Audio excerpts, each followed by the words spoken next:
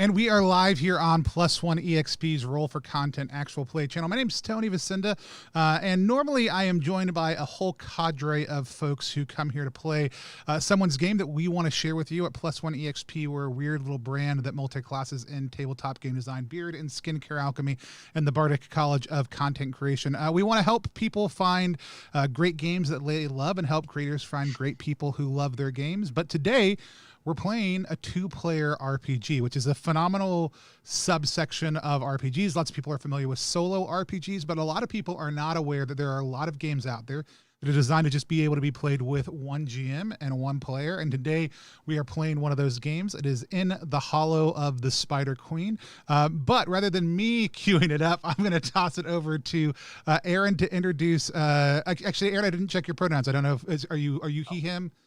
He, him.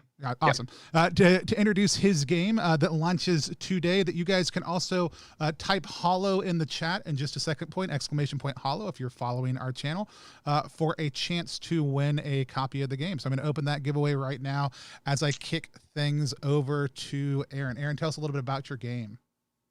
Cool. Well, thanks for having me, Tony. In the Hallow of the Spider Queen was supposed to be a little 12-page hex crawl.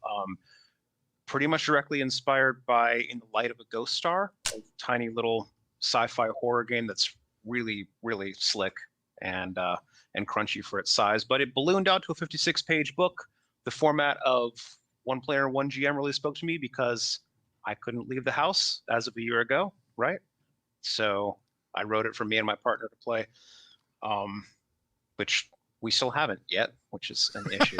But anyway, we will eventually. And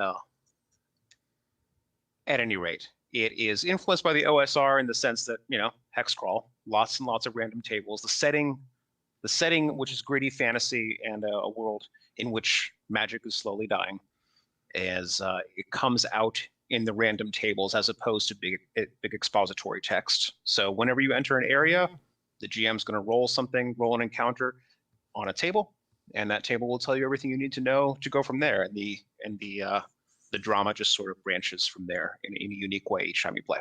Awesome. I'm super excited to play. You should probably figure out how to get my map up on the screen. Maybe I'll try to do that in just 1 second. Also, if you are watching on Facebook and typing in Hallow right now, I'm super excited for you. It should be exclamation point Hallow, and you do have to be watching on Twitch in order to win. So click on the link that is down in the video description below, because I did make sure to include it to make sure you could get there easily. Hop on over to Twitch and type exclamation point Hallow in. But if nobody does that, if you guys just keep on all refusing to and watching on Facebook, I'll just roll a dice later on and figure it out. It's fine.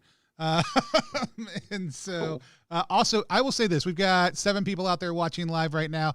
If we can get up over 25 people, I will give away a copy of our game Beards and Beyond also too. So go ahead and share this out right now if you haven't, whether that's to your timeline, other groups you know, tweet it out on Twitter. You can find us at +1EXP. Online, we just tweeted out about it, but we would love to have you share this with other people. We had that copy of Hallow, In the Hallow of the Spider Queen going out either way, but if we can get up higher, we will give it a copy of Beards and Beyond also. So looks like Logan's hopped over and is watching us there now. Got some other people who have moved over, so go ahead and share those out. But we're just gonna kind of dive in here. Tell me a little bit, and tell our watchers a little bit about what people need to know when they're getting ready to play the game. What people need to know? Not a whole lot. I mean, if someone's going to pick up the book for the first time, they're probably going to be the one to run it. It helps maybe to have a little bit of experience with Powered by the Apocalypse. It's pretty similar to Dungeon World in the sense that it's a 2d6 plus stat bonus system. On a 6 or less, you're going to fail. On a 7 to 9, you're going to have some kind of mixed or mitigated success. And on a 10 plus, things are going to go your way. Awesome. The setting, like I said, pretty typical fantasy. The roles of game master and player are fairly traditional. The one thing that might not be traditional for people who haven't played a 2-player RPG before is that the action tends to move pretty quickly. All right, without a group of people around the table, analysis paralysis doesn't have much of a chance to set in. Once the single lone player is presented with a problem, they're usually going to come up with a solution and suffer the consequences, right? And they're off. So you can find yourself going from a very political scene to a very action-oriented scene to some downtime to another action scene in the span of like 30 minutes. You know, that's cool. It moves pretty quickly. That's awesome. I love it. So I have not created my character. Usually we'll do character design ahead of time, but since it's just a 2-player game, I figured we'd go ahead and walk through that on air because you said it goes pretty quickly. I've got my 3d6 plus all my other polyhedrals all set and ready to go. Of course, as always, I'm rolling black rainbow dice because that's what we play here on +1 EXP. You can go to blackrainbowwithnovands.com to check those out. They make gorgeous dice bags like the ones you can see right over my shoulder right here. It's not just all sales pitches, Aaron, I promise. But That's awesome. So walk me through character creation. Sure thing. I have choosing a name as step one. Some people hate that because that can be the hardest thing. You can make that the last step if you want to. Do you have the text of the book handy? I can pull the text of a book up on a screen real easy and put it in front of me. Okay. Absolutely. Well, let me on do that page real quick. 14 of the book, I have included a handy table of traditional human names in the setting. Your character will be the hero. I don't refer to the character as a PC because there aren't multiple players, so you're just the hero. Okay. You are the heir to the kingdom of Soreth, or heiress, or whatever gender neutral term you prefer. Doesn't matter to me. So yeah, on page 14, you'll find a sample of human names. I am a pick your name last kind of person. I don't hate it when it's the first thing. I think it's a kind of a thing you have to do. But we'll come back once we know a little bit more about my hero and give them a name. On that note, step 2 is 4 questions that I have to ask you. And this is where you get to come up with a little bit of backstory and also perhaps some setting design as well. I love this. Question number 1, what was your favorite activity when you were growing up in the royal court? This could be something you studied. This could be some trouble you got into. It could be anything you want. My favorite activity when I was growing up, Chad, if you have any ideas about this, go ahead and toss them out to me. Absolutely. But I think my favorite activity growing up, I think it was probably something inactive or studious, maybe is a better way to do it. So maybe it was active, but not necessarily an outbound activity. I think I loved studying. I think I loved maybe climbing up high on the tower and watching the action of the community down below. I don't know if there's a set size for that community or not. That is fine. The capital city is fairly large, so you could witness quite a panoply of human activity and other racial activity as well. Maybe cool. maybe I liked the I feigned an interest in astronomy. But it was really to get that telescope so I could get that like on the street view of what was happening in different parts of the capital city. Very cool. Just making a quick note here. Yeah, and I'm gonna see if I can set up a secondary capture here. Let's see if we duplicate this one. You can keep on asking me the questions, though. Sounds good. Question number 2 is, what happened the one time that Queen Illyria, that be your mother, the one time that Queen Illyria allowed you to travel beyond the capital city of Basto, and why did she forbid you to do so again until now? Ooh, so let's see what happened. I think I slipped away for sure. I slipped away from the retinue, and I think maybe there was a traveling circus nearby, and I wanted to go see it. They didn't want to let me, and so I slipped away, and I spent the day kind of trying to hide amongst the people of this carnival / circus, and that embarrassed the royal family, says Wolf Wizard. Absolutely. My family was embarrassed by that. No, that sounds really embarrassing for everyone involved.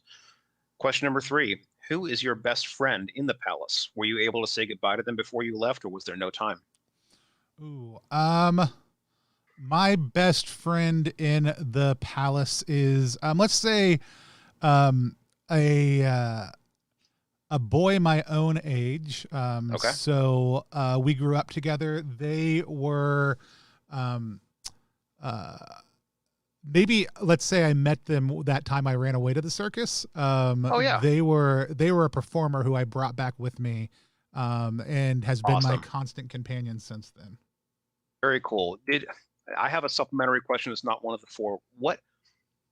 what role did they then serve in the palace? What was the excuse for them to hang around? Queen Illyria had to give them something to do.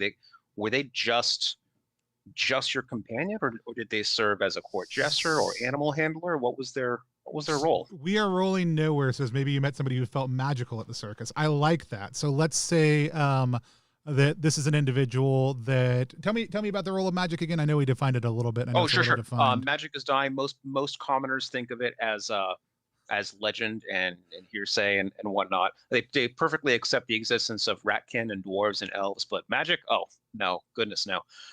The highly educated will know that there are a handful of people on the continent who can cast pretty obvious spells, but encountering those people is extremely uncommon.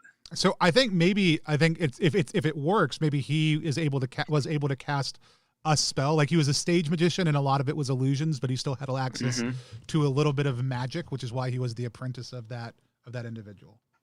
I like it. I like it. Make a quick note about that. Chat's coming up with some good suggestions on a lot of this stuff. Awesome. And finally, question number 4, what was the last thing you said to Queen Illyria as she ordered you to leave the royal court and never return? And let me specify, you are not banished from the royal court, but you have to leave because of civil uprising, civil unrest. The queen is fearing for her own life and the lives of everyone at the court, and she wants you to be safe, which is why you're going to be having to travel abroad for a time.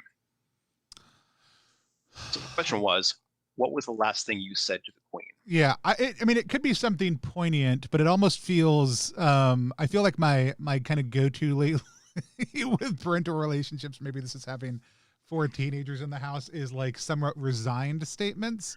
Okay. So maybe I'll say the word that I just long to hear from my children so often, which is just like, "Yes, mother." Sure. Awesome. Like there's That's maybe fantastic. some give and take, and I didn't necessarily think this was a good idea. Like it wasn't that I didn't want to go; it's that maybe I don't like the circumstances underneath which it's happening, and so it was more of a resigned statement than anything else. That's awesome. I love it. All right, so now we're on to stats. Okay, you're gonna have 5 stats on your character sheet: empathy, insight, luck, might, and speed. Do you want me to dive real deep into those, or are those pretty self-explanatory? I'm imagining that empathy. Let's do the reverse. I imagine that empathy has to deal with my interactions with people, understanding motivations, getting them to convey my motivations. Insight maybe is more like perception, understanding the world around me. Luck is potentially when it just comes up.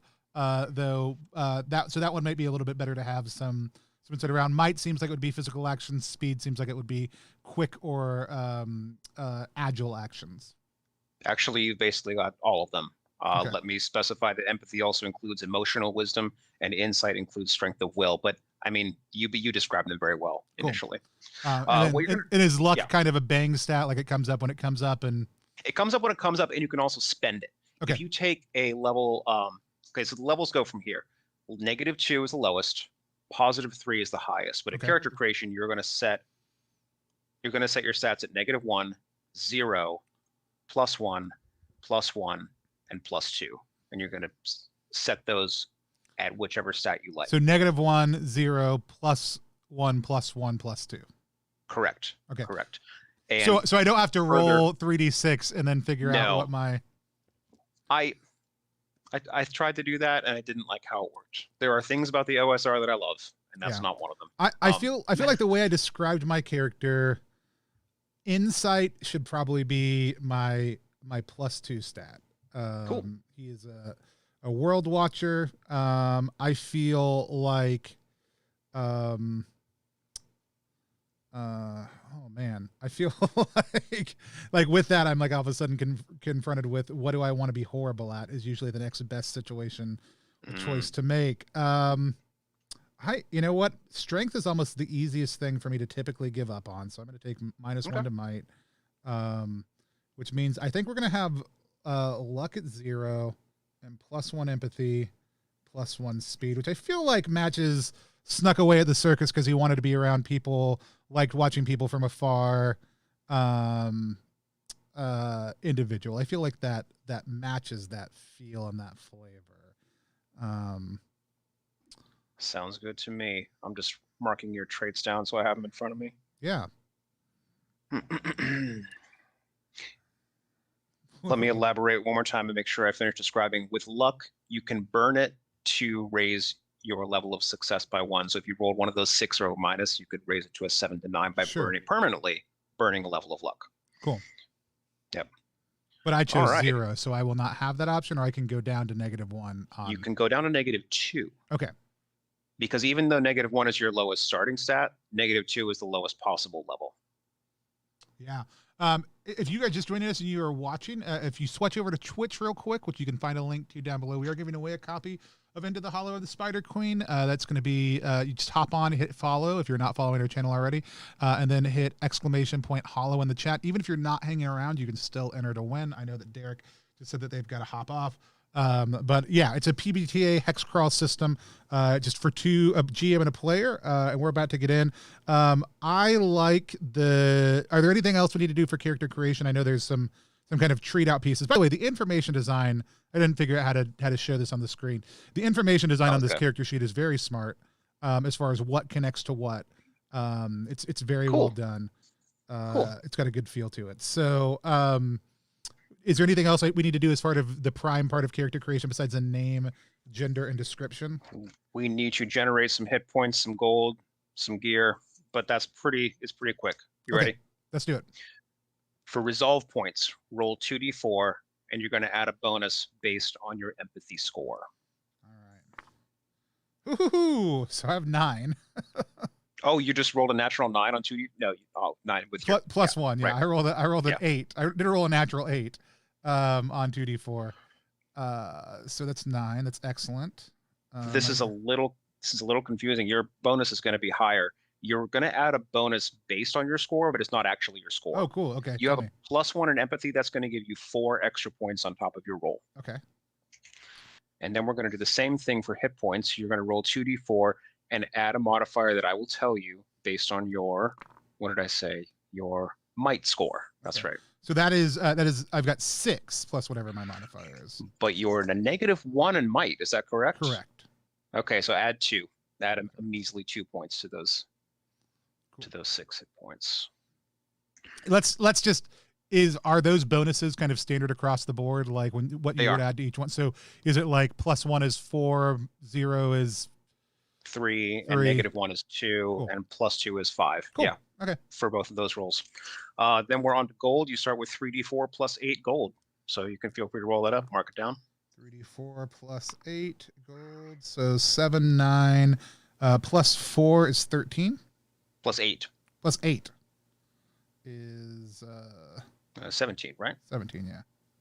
Yep. I can turn that in. There we go. And then you leave the palace with the clothes. This is under the gear section. You leave the palace with the clothes on your back, a backpack, D3 rations. So roll a D6 and divide it in half. Each of those rations is a 1-day consumption.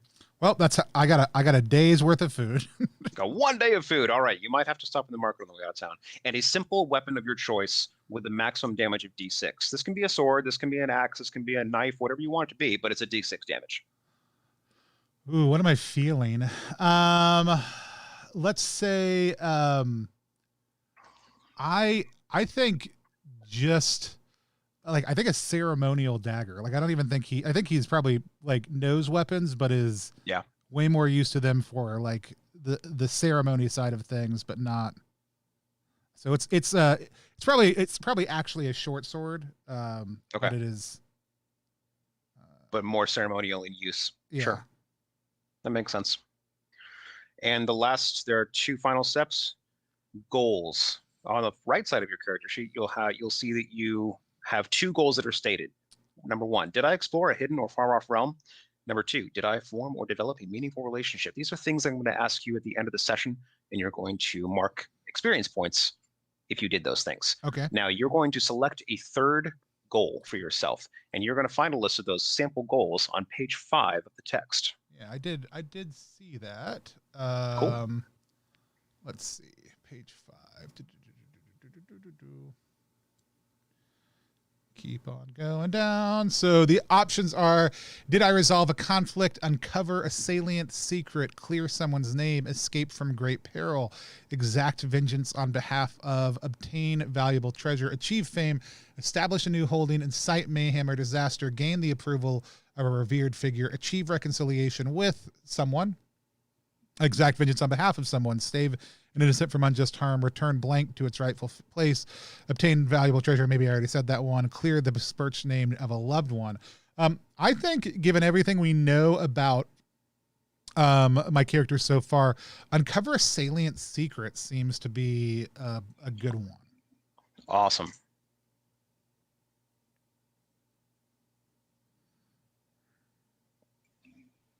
All right. Got that jotted down on my character sheet. And we are done once you name your character, once you name your hero. I'm going to go with Teleron. Cool. We're just going to go, let's do he, they. I think kind of wiry, slender, slightly above average height, but not especially tall. Dark skin, dark hair, green eyes, and has the clothes on their back, along with this short sort of backpack and not much else. Sounds good. And you said Teleron? Teleron. All right. Pronouns they, them. Did I get that right? Pronouns he, they. He, they. Thank you. All right. Character creation complete. Very good. Very good. Let me describe to you. Did we? So armor. I don't have any armor. Damage. You said 1d6 is correct. Is the damage of your short sword that's going to deal on a successful attack? Yep. And is that I'm -1 for that? So does that matter? On might. Actually, yes, because the rules state that your might score directly affects your damage, so it's going to be a d6 -1. -1. Okay, yep. So that one is a direct 1 to 1 to. It 1. Is 1 to 1. Okay, yeah, cool. It's not a separate value. Yep. Okay, I just want to make sure. Thanks for asking. So there are a couple things you know about the continent you're on. Do you have that player's? You know what? I can share the player's map here real quick if you don't mind me just holding something up to the screen. Yeah, no, go ahead. On the back of the character sheet, you were describing the character sheet earlier. Yeah. This is what it looks like. It's got kind of a dungeon map sort of feel. And on the back of it, you'll find the player's map. And the player's map only has the human kingdom on it because your character is not really familiar with what else might be going on around the continent. Rumors that you've heard include a great forest to the east that is home to the elves of Marin. Whether you've met an elf before is up to you. You can determine that later. The Kindwind Mountains to the northwest may be home to the dwarven people, but no one knows for certain. And the lands of the Ratkin are said to lie far to the southwest, but the rats are secretive folk and never to be trusted, or so say most people. Okay. So those are just some things you know. And now the ball's in your court because you have to leave the palace and the city of Basto post haste. The first thing that you're going to see when you leave the palace is, of course, a bustling square, which is just about impassable due to a press of citizens that have just toppled an ancient monument. You recognize this as the statue of Garen, the guardian of time.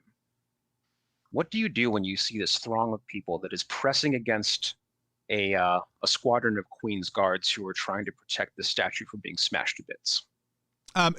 So I know we kind of glazed over some of this. I know that there's civil unrest.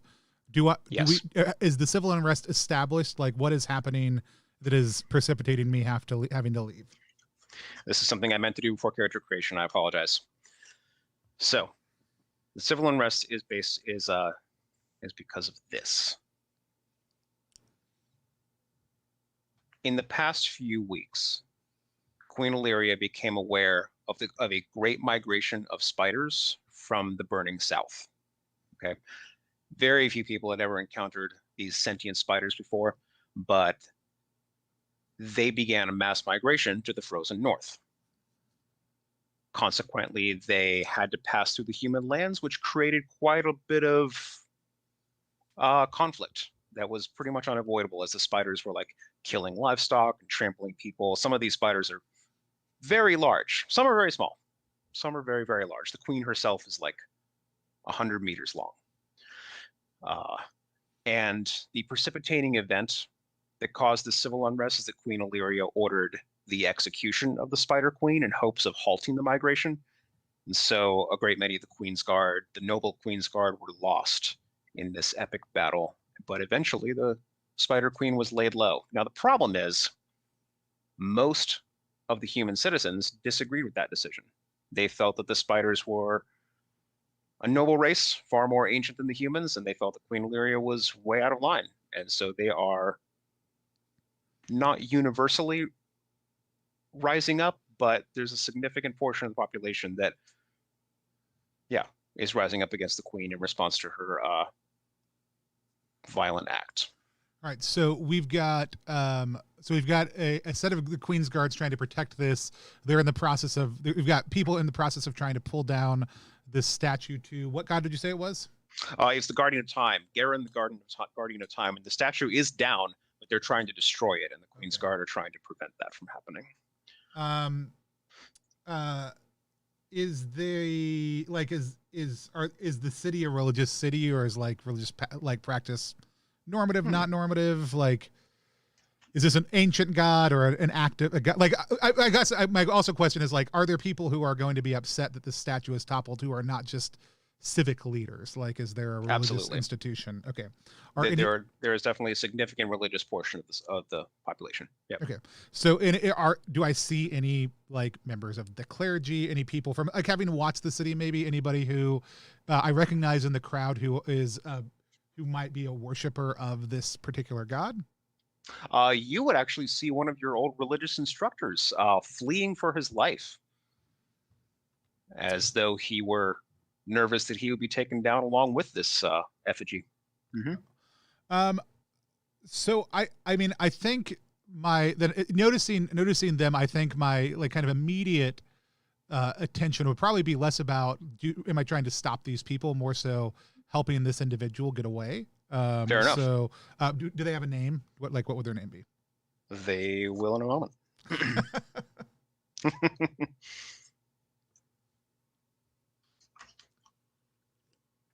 And I know I have the book in front of me, but for anybody watching, like how much of this kind of stuff is play to find out? Like, I know one of the kind of consistent pieces of PbtA is like create a map, leave holes, right? Yes. So how much of this is detailed out in the book as far as per hex? Is it just kind of some prompts and then you kind of have a conversation about it together, or? It's definitely more along those lines than any of this being laid out. For instance, this character that we're describing here, I'm going to make up on the fly. When you enter a new hex, there's a table for random encounters based on where that hex is. Is that hex a city? Is that hex open country? And you roll on that table and you have an encounter. But the encounter does not have things like, typically doesn't have things like names unless it's a major NPC. Cool. So this is Karda, High Priest of Garen, the Guardian of Time. And you get Karda's attention. Is that what I was getting from that? Yeah, I think I basically kind of put myself between the crowd and Karda, moving on their heels, but like encouraging them to go ahead and flee away. Okay. How would you? The crowd has quite a bit of momentum. I'm going to say there are a couple of dozen, able-bodied adults that are moving on Karda, and you are. How old are you? Oh, let's say I am 19. Okay. So not a necessarily a well-established adult, but not a child either. Sure. As I kind of look at each of them, and as I instruct Karda to run, and maybe kind of open myself up, like as far as like adopt an open posture, like a non-harmful stance, and say there's no reason for this. Cool. Why don't you go ahead and roll empathy for me? So 2d6 and add your empathy score. It's going to be a 10 plus 1, 11. Very nice, very nice. Uh, the early middle-aged men at the front of the crowd stop in their tracks and say, "Are you Teleron the heir? Teleron the High Prince?" Whoever I was, it doesn't have any bearing on this man's life. Whatever bad things have gone before, his life should not be forfeit for any of them. The good news is that the fact that they've ostensibly identified you doesn't seem to be an issue, as as a couple of them take the knee, and the others sort of look shiftily at Carta, but turn their attention back to the Queen's Guard, and they start yelling at them, and then they ignore you. So it seems that you have successfully dispelled the situation, and Carta is sort of cowering behind you. Carta, what is happening? Like, why are people tearing down the statue? It would seem that in the Queen's haste to remedy the situation with the nation of great spiders, that she has inflamed a segment of the population that perhaps holds them in higher regard than perhaps we thought. As far as tearing down statuary and stuff, Carta doesn't even seem to think it's related. Carta seems to think that the crowd needs a target to attack. And the big statue is a good target to exactly. Yeah, exactly. He doesn't seem to think that it's religiously motivated. Do you have a safe place to go?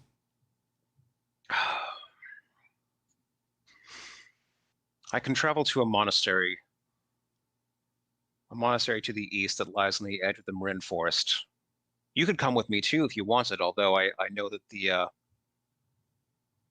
that there is also the Spider Queen's corpse to the west. I don't know if you were instructed to go there. I don't know what your current plan is, but I think I will head to a monastery to the east. Well, though the Spider Queen's corpse was of interest to me, making sure that you get to the monastery safely seems to be a higher priority. And is he an older gentleman, I'm going to guess? Let's do that. Yeah, let's say he's in his 50s. Yeah. Why don't I accompany you there, and then I can proceed on my journey? Do you have everything you need before we go? I think I shall flee with the shirt on my back, as it were, and trust that Garen will protect me on the road. All right. Well, let's head out then. All right. Do you have the option of, since you have some gold coin in your pocket, I always present it to the hero to look out for a market on the way out of town, but you seem to have a pretty... Go ahead. If we're going to cross a place to buy food, I'll buy more. I'll keep an eye out for things that are good, but if the entire city's in, is the entire city kind of upended like this, or is it pockets of violence? I'm going to say that the town square is in total shambles, but on the way out of town, there is a market that will be less chaotic. There will still be some unrest, but there will not be outright violence. So most of it's towards the middle of the city. We're seeing a large part, and then towards the edge, people are like, yeah, they're rioting, but that's okay. We've still got to sell food, buy things, commerce never Capitalism stops. must go on. Yep. Yeah. So as we hit the edge of the city, I'll stop. We'll buy. We'll buy. How many days of travel is it to the monastery? Good question. I basically have it out as 1 hex, 1 day, 1 ration. Right. So the monastery is going to be only a day's travel. And then back, if you, for instance, wanted to make it to the Spider Queen's corpse, that would actually be several more days, like a total of 5. Okay. Well, yeah. I'll buy. I'm trying to. Is it a gold per ration? It is a gold. Is it 1? Give me 1 second. While I do mental math real quick. 1 gold for 2 rations. Okay. Then I will buy 8 rations. I'll spend 4 gold on Cool. Rations. Well, I mean, the concept being that's enough food for me to get where I need to go with him, feed me, and then turn around and go where I need to go after that, and still potentially be able to make it back somewhere else without going hungry. Absolutely. And maybe we buy another backpack or at least a bag to put that into. I think that's not unreasonable. That's not something you have to spend for. You can even just use the backpack you have. Right. But that's totally up to you. Okay, cool. I won't charge you for it. You will also see, by the way, while you're in the central market, I'm going to roll a couple of times on this market table. Okay. You notice a Ratkin trader haggling with a human merchant. You can't quite make out what they're saying because you're embroiled in your own transaction, but you notice that the human is speaking really derisively to the Ratkin. These Ratkins are, they can be a little off-putting to the average human because of their sort of rodent appearance, right? They look scruffy. They are known to be untrustworthy, but this Ratkin has his hands out. He's negotiating seemingly in good faith, and the human merchant is just shaking his head or being very dismissive of the merchant, of the Ratkin. And the second thing you notice is,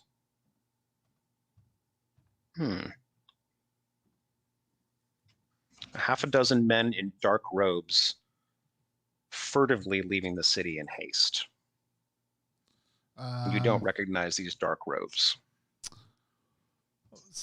As we finish up our transaction, I'll kind of pass near the trader and the Ratkin, and is everything okay? Well, the human merchant says to you, well, this sniveling little wretch is trying to cheat me. Can you believe it? It's just like them.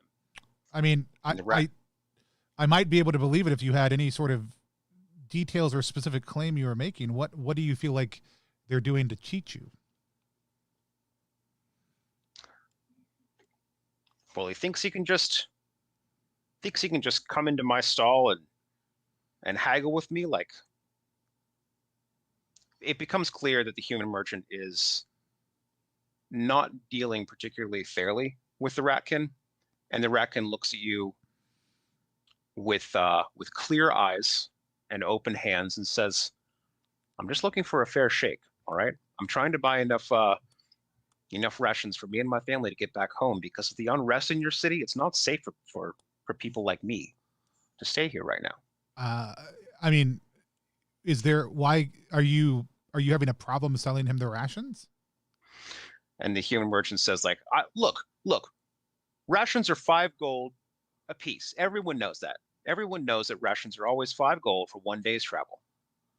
Sure, absolutely. 1 day's rations are usually 5 gold. That's why I went and bought them over at Seamus's discount ration. I love it. Thing. Right over there, where they were only 1 gold per. So, I mean, if you don't want to sell them to him, that's fine. I'll happily go introduce him to Seamus. The Ratkin looks at you and smiles. I need my Ratkin names real quick. It says, "I am Dizit, and I am forever in your debt if you would introduce me to this Seamus." Yeah, Seamus, yeah, right over here, and I'll walk back over and nice. Seamus, I noticed that you still had plenty of rations left. The gentleman across the way seems to be trying to charge 5 gold for them, and I know you only just charged me 1. My friend here would love to buy some from you. I'm sure you can take care of him. Seamus seems amenable to that. Dizit, your new rat friend, seems to be somewhat familiar with a certain amount of derision and unfair treatment since he came to do business in the human kingdom. He's super unimpressed by having been treated as such. But Seamus is a fair person. Seamus gives him the same deal that he gave you, and Dizit bids you farewell.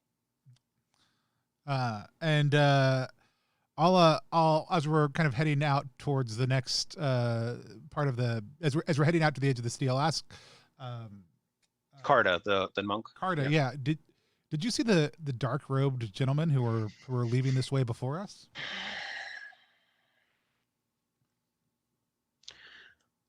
Yes, I fear that some younger members of the religious orders have taken vows to serve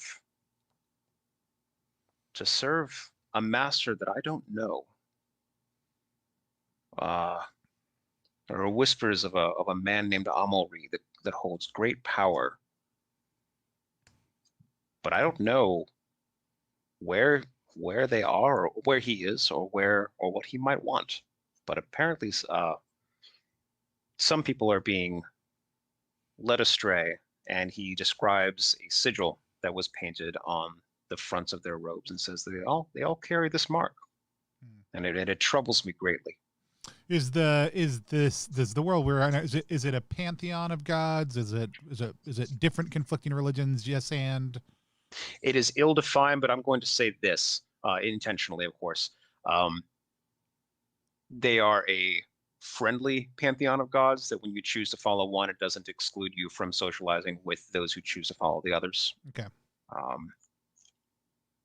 Yeah. So religiosity affects worldview, but doesn't necessarily hamper relationships. It's at least among the humans, right? Human to human. Yeah, that's correct. Okay, cool. Oh, it's something definitely to, I guess, be aware of as we're traveling. But we should probably be on our way before it gets too much later in the day. I think that's wise. Yes. So you are setting out to the east.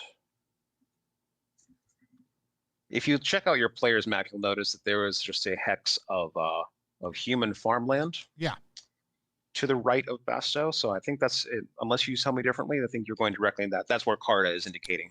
I'm letting him kind of lead the way to this place we're going to. So sounds good. I guess I should figure out, because I know it's actually not that hard to input an iPad into a computer. I just have never figured out how to do it. I should probably figure that out for next time. Oh, sure. So I'm flipping to the human lands table.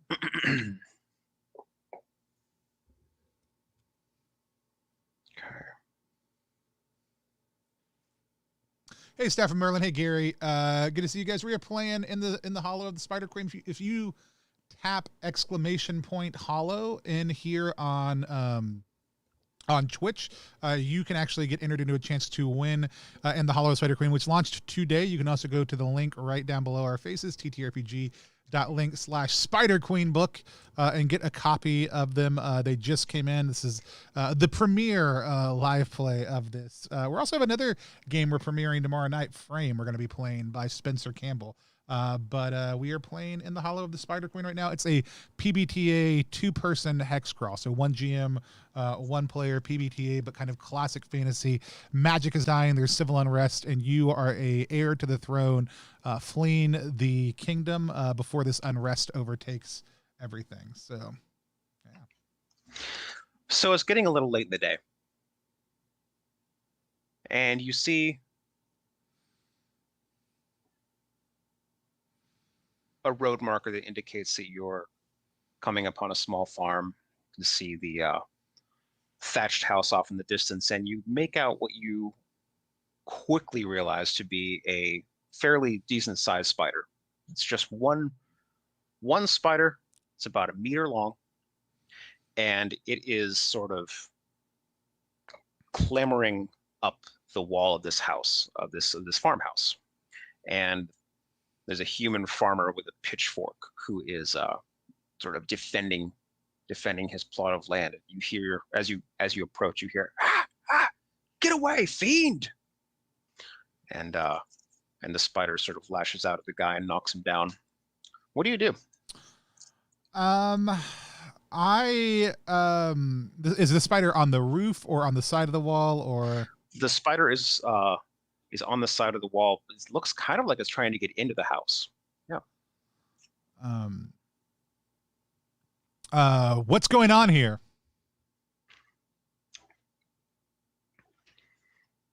Uh, the human farmer is actually too embroiled battling this thing to respond to you. He sees you coming and sort of beckons to you like this, but to give you an answer, he can't right now. I'll, He swings his pitchfork and misses, and the spider knocks him down again. we know that the spiders are intelligent. Are they verbal?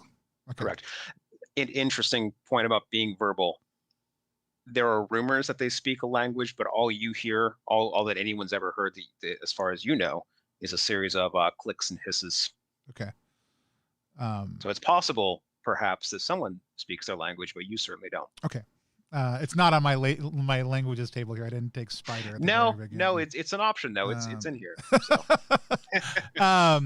And those I don't are I'm just curious. I know that some of the like the languages, the allies, the hirelings, those circles next to their names are subdivided. Are those clocks or are those just design? Clocks. That is cool. Yes. I like that design. That's good, intelligent design. And Cool. I'm curious about that. So I think so. This guy's been knocked down twice. As I make my way there, having heard stories from like the conflict that our kingdom was embroiled in, are the spiders? Do they normally just knock people down, or are they typically more vicious, killy than that? No, they're actually far less than that. In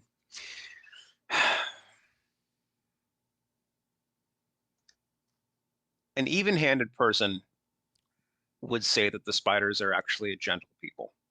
Okay.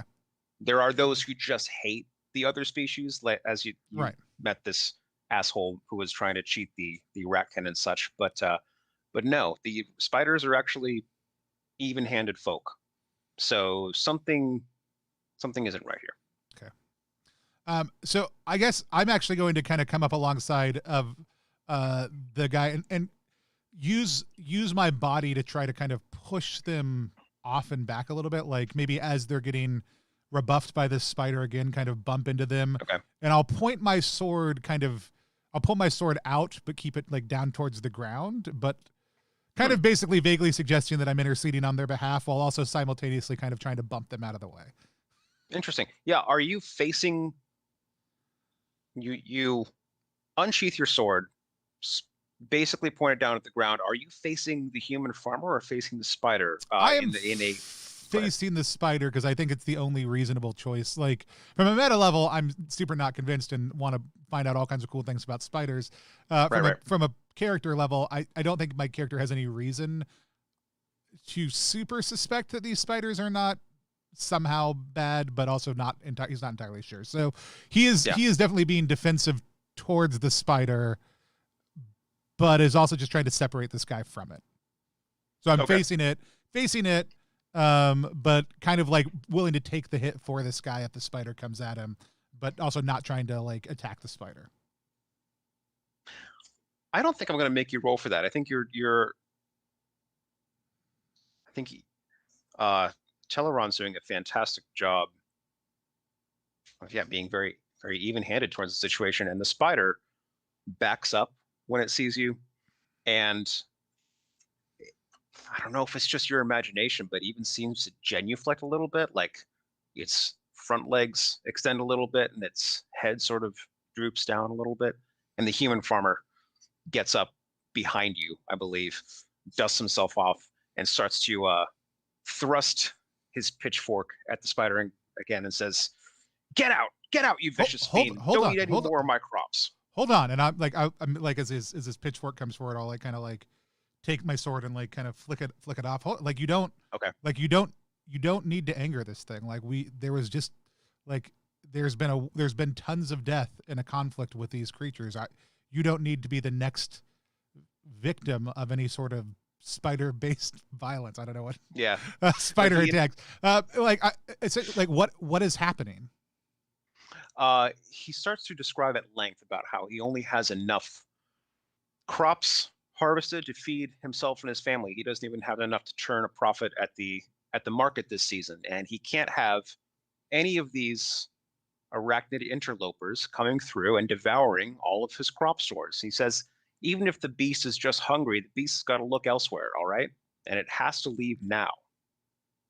Okay. Well, And the spider starts to sort of pace back and forth, and it sort of makes a low rumbling sound. I mean, how is it supposed to leave if you're attacking it as it goes up?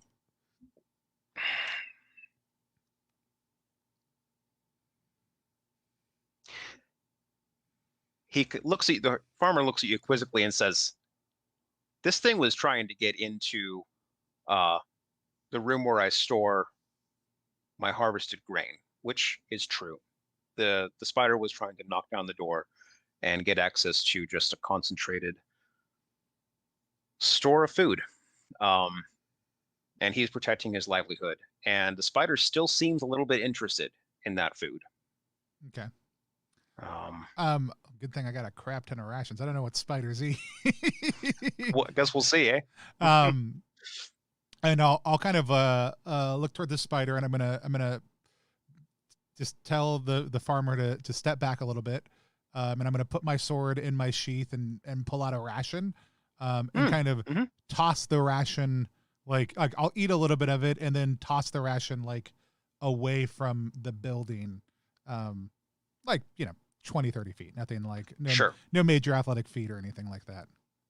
That's totally reasonable. The spider scurries after the ration and gobbles it right up. And turns and looks back at you and just sort of cocks its head quizzically.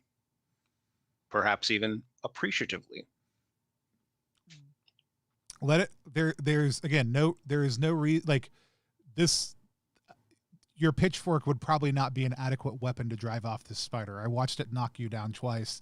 I think the question you have to ask yourself is, would you rather run the risk of starvation or guarantee yourself death by spider the next time one of these things comes for your grain? I would recommend you potentially moving your grain, distributing it in some different ways. I know that you may not have a ton of storage space, but you may want to consider another solution so that you don't have to succumb to more immediate dangers. The farmer considers your words and says, I mean, maybe I could work together with some of my friends nearby, and we could store it in, a stone silo instead of my thatch house. I mean, if it was a bad season for everybody, I'm sure if there's a stone silo in the area, there is probably space. Mm-hmm. The farmer sees sense in what you say, but also makes a point to say, I've seen dozens of these things just traveling northwards, and I'm afraid for the safety of my family and my friends in the village.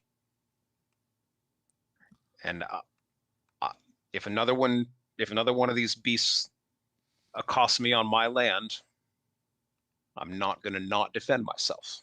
I understand. These are hard times for everybody. I would recommend potentially, again, I think working with your neighbors, I think finding a place where you can store your grain together, potentially where your families can hunker down for the foreseeable future together, may be the wisest course of action. It may be good to draw in and only come out to work the farms as necessary. Why don't you roll? What we're going to do here is actually a psychological conflict, which is very similar to a physical conflict, but it is rolling empathy. Okay. 2d6 plus your empathy modifier. Boo, boo, boo, boo, boo. Well, that's a 7. That's a 7. On a 7 to 9, your point comes across and they will back down for now, but they're ultimately unconvinced. All right. The farmer says you're making a lot of sense. I'm going to kill the next spider that I see, but I'm also going to try to work with the local farmers to find a better solution for storing this food so the spiders can't access it. I mean, I think that sounds like a great idea. Yeah, right. The rampant sort of, I'm just going to kill the next spider I see, troubles you, right? And it leaves you wondering if that's the kind of attitude you're going to see moving forward. But yeah, if you can foster people working together, that does sound pretty good, eh? Sounds like it sounds like a good mixed success. Cool. I I am still kind of interested by this spider. I kind of want to like shoo it along, like, Yeah. I mean, I don't, other than saying like I'm not gonna pull my sword out or anything, but I'm like, gonna encourage it to move along by saying like, all right, like, you've eaten, Mm-hmm. I would try to avoid tall human houses. Mm-hmm. to call, Mm-hmm. like call it. It's unlikely that the spider can understand your speech if you do this, and I like envisioning this scene. I like envisioning you just explaining that exact thing to the spider verbally, and the spider kind of going, "Arr?" but I'm gonna have you do that exact same thing again. Roll empathy, Okay. so I can Well, gauge that's an 8. an 8. Okay, same thing. Um, the spider wants to go with you. I mean, I'm not Okay. going to stop it from I want it to leave that area. So if it's following me, then that's what's Yeah. happening. Like, I'm not. You have, at least for the time being, you have a new spider friend. All right. I don't know if this is accurate. I'm going to list under allies and hiring giant spider. I guess I'm going to. Oh, go for it. Yeah, go for it. And I don't know if you put Carta there, but Carta absolutely counts as well. Yeah. Yes. But given the size of this spider, you can tell that it's a fairly young spider. Oh, this giant spider is a young spider. Well, but I said giant. It's only a 1 meter spider. You've Okay. definitely heard of like the 6 and the 12 and the 30 meter spiders. So I can't ride this one yet, is what you're saying? It's too Right. small for me to Precisely. ride. All right, cool. No spider mount. All right. So I'm gonna go ahead and kind of we'll kind of make our way to the higher. How is Carter responding to this spider at all? Before you reach the monastery in the morning. Does that sound good to you? Oh, I think I lost you just for a second there. Oh shoot! Can you hear me now? Yep. Okay. I think I'm going to have you make camp because you're not going to be able to reach unless you want to trek through the night. No, we absolutely will make camp. Because we've got like giant spider now, I guess I'll also just keep an eye out for food stuffs that maybe not even stuff that I would eat, but stuff that I think a spider might eat. Okay. Okay. So then in that case, why don't you roll insight and see if you can scrounge something together before you make camp? Okay. That is a 9. That's a 9. I'm going to. On a 9, you're going to successfully identify some berries in the forest that are not, well, in a small stand of trees, I should say, that are not poisonous. So yay. And they are going to greatly increase the flavor quotient of your rations, but they're not going to actually give you any extra rations. And the spider just kind of turns up its nose at them and goes, "Are you serious?" No. Well, then we'll give this. I mean, I guess it's a ration is a day, so we will feed the spider also too, and just kind of we'll have buried up rations for the rest of us. Rations and jam sounds good. The spider is definitely appreciative of a second ration if you give it to them. And then when you're ready to make camp, Carta is amenable to this. Carta offers a take first watch if you want to. Yeah, that sounds like a great idea. And making camp is actually rolling plus nothing. So I want you to roll 2d6 straight. So talk about the reality of making camp. So this obviously sounds like it's something that's probably a fairly regular action within the game. Very good point. What do you have in your pack that makes making camp not just lying on the ground? Nothing. I've got a pack that I put underneath my head. In that case, you are going to want to find some kind of shelter or maybe even someone's abode, right? Yeah. I mean, I guess in that case, yeah, we'll start looking for if there's farmhouses or even outbuildings that seem like maybe people. I don't want to try to necessarily negotiate with anybody, but if there seems like anything abandoned in this area, that's probably what we'll be looking for. So I don't know if in all the spiders streaming north, if people have abandoned farmsteads, or sometimes on farms, like as they rotate different parts of the land, like there's a outhouse for that built, like an exterior Right, building an for that. outbuilding, Yeah. like you said. That's actually exactly where I was going to go. I'm going to say a very small grain storage shed Yeah. is something that you will find on an otherwise empty field with not a farmhouse in sight. And we did Sound roll. good to you? I did roll a 10 to make camp. You roll a natural 10. Very I good. did. Then on a 10 plus, the night passes without incident. Very good. If you Excellent. rolled a 12, you would also be able to gain some hit points and resolve points back. But anyway, so Cool. that's how that works. More interesting stuff happens on And a is that, 7 and is to that 9 always hour. a +0, or are there like items or other things you do that increase that score? I do not think that I included anything in the book that increases that score, but I think it makes perfect sense for certain NPCs or for certain equipment that the GM could come up with to increase that score. I just didn't do that. All right. No, that's fine. I was just curious. Yep. I also always like flat rolls as moves. And like, though this is PbtA, like there are no there's no is there like are there only common moves in this game? Like it's basically like stat based primarily. What I tried to do here was go towards rolling plus stat and letting the GM figure out what everything means. So I included 8 or 10 examples of moves, but I didn't want to make everybody print out a million sheets. Yeah. I love Dungeon World. I love PbtA, but sometimes the amount of sheets on the table is kind of a lot. And moving back and forth between your character's playbook and your basic moves is kind of a lot. So really the move examples that I have in this book are geared towards the GM developing their own moves on the fly, right? Ruling's not rules. Yeah.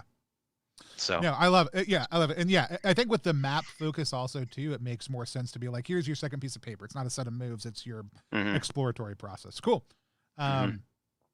Yeah, so we'll make camp for the night. Cool. And then it passes without incident because we rolled a 10.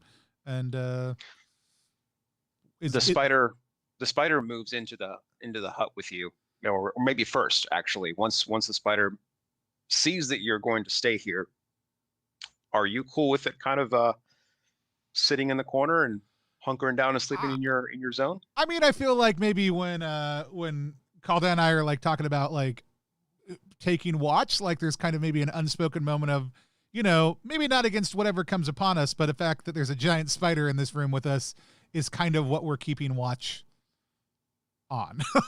Yeah, like, sure. It's not a hey, we're fine with it, nor I think do we necessarily even say like, hey, it's a spider gonna kill us while we sleep. It's just kind of this like, when he's like, I'll take first watch, it's kind of like there's a head nod. Yeah. I love it. That's very cool. Carter respects your circumspection and takes first watch. You take second, and the night passes without incident. In the morning, Carter lets you know that that you are no more than 4 hours walk from the monastery. So you set out on the road again without incident. I'm not going to roll again because we're in the same hex, and I don't have this monastery was not part of the countryside. So on approach, Carta instructs you that you are not allowed inside. That this is a holy place for training, meditation, and worship. And he thanks you very much for your service, for your attention, and wishes you and your new spider friend all the best on your journeys. Maybe we'll ask for Carta's blessing before he departs. Oh, that's fantastic. And let me go ahead and come up with something mechanical for that real quick. Carta, I won't make you roll for it, but Carta is more than happy to provide you with his blessing. He takes out a vial of a sap of a certain tree that is considered to be holy in his order, and he spreads a little on his thumb, and he places that sap on your forehead and says a prayer in a language you don't recognize, but you weren't trained in all of the religious dialects of all of the orders, and you will have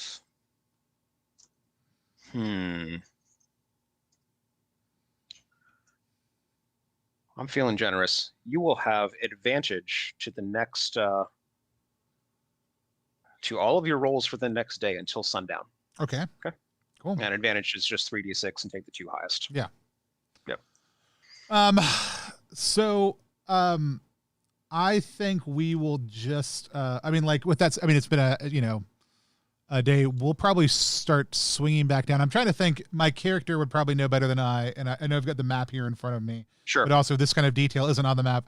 We would be looking for the least populous route because I don't want to have to consistently deal with people attacking this spider. And my plan is to go visit the spider people's, like where the queen's been slain next. Yeah. Yeah. Which is probably going to be more problematic when I get there than on the way there. But essentially, absolutely, I'm not looking to avoid people, but I'm not looking like if I know a way that has, we're not going to go back through the city. We're going to swoop around and kind of try to take the more outlying route to get to this, to the spider queens. And I'm not even going to, again, speaking to you what your character would know, I'm not going to have you move back through the human farm hexes that are surrounding the city. I'm going to have you move one row of hexes to the south, and we're not going to roll for every single hex because it's open country, and even though it's going to take you several days, you will have fewer encounters. Okay, right? Cool. Pardon me. Now, before you leave this this eastern hex, so you're traveling on the road for about an hour after departing Carda's monastery, and you hear someone singing, and you look in the direction that you think it is, and the spider hears it too. The spider turns and roll insight for me. Okay. That's going to be an 11. Very nice. Very nice. Moving amongst the trees, if you turn to page 34 in the text, you'll see an image of an older woman, older middle age, let's say in her 40s. This is Inari. Yeah, she is, and the art for this game is, there's some really great pieces in here. I was blown away when these things were submitted. I couldn't believe it. Honestly, that's my favorite piece. Have it mounted on the wall too. Couldn't help but do that. This woman is singing a song you don't recognize in a language you don't recognize. The spider has slowed and then stopped to listen. And this woman comes out of a small stand of trees and says, "Excuse me, do you mind if I talk to you for a moment?" I mean, of course not. Are you, tell me your name. I observed how you handled yourself in the dispute between the spider and the human farmer who was defending his land, and I'm very impressed with the even-handedness with which you dealt with that situation. I mean, my name is Teleron. And you are? My name is Inari.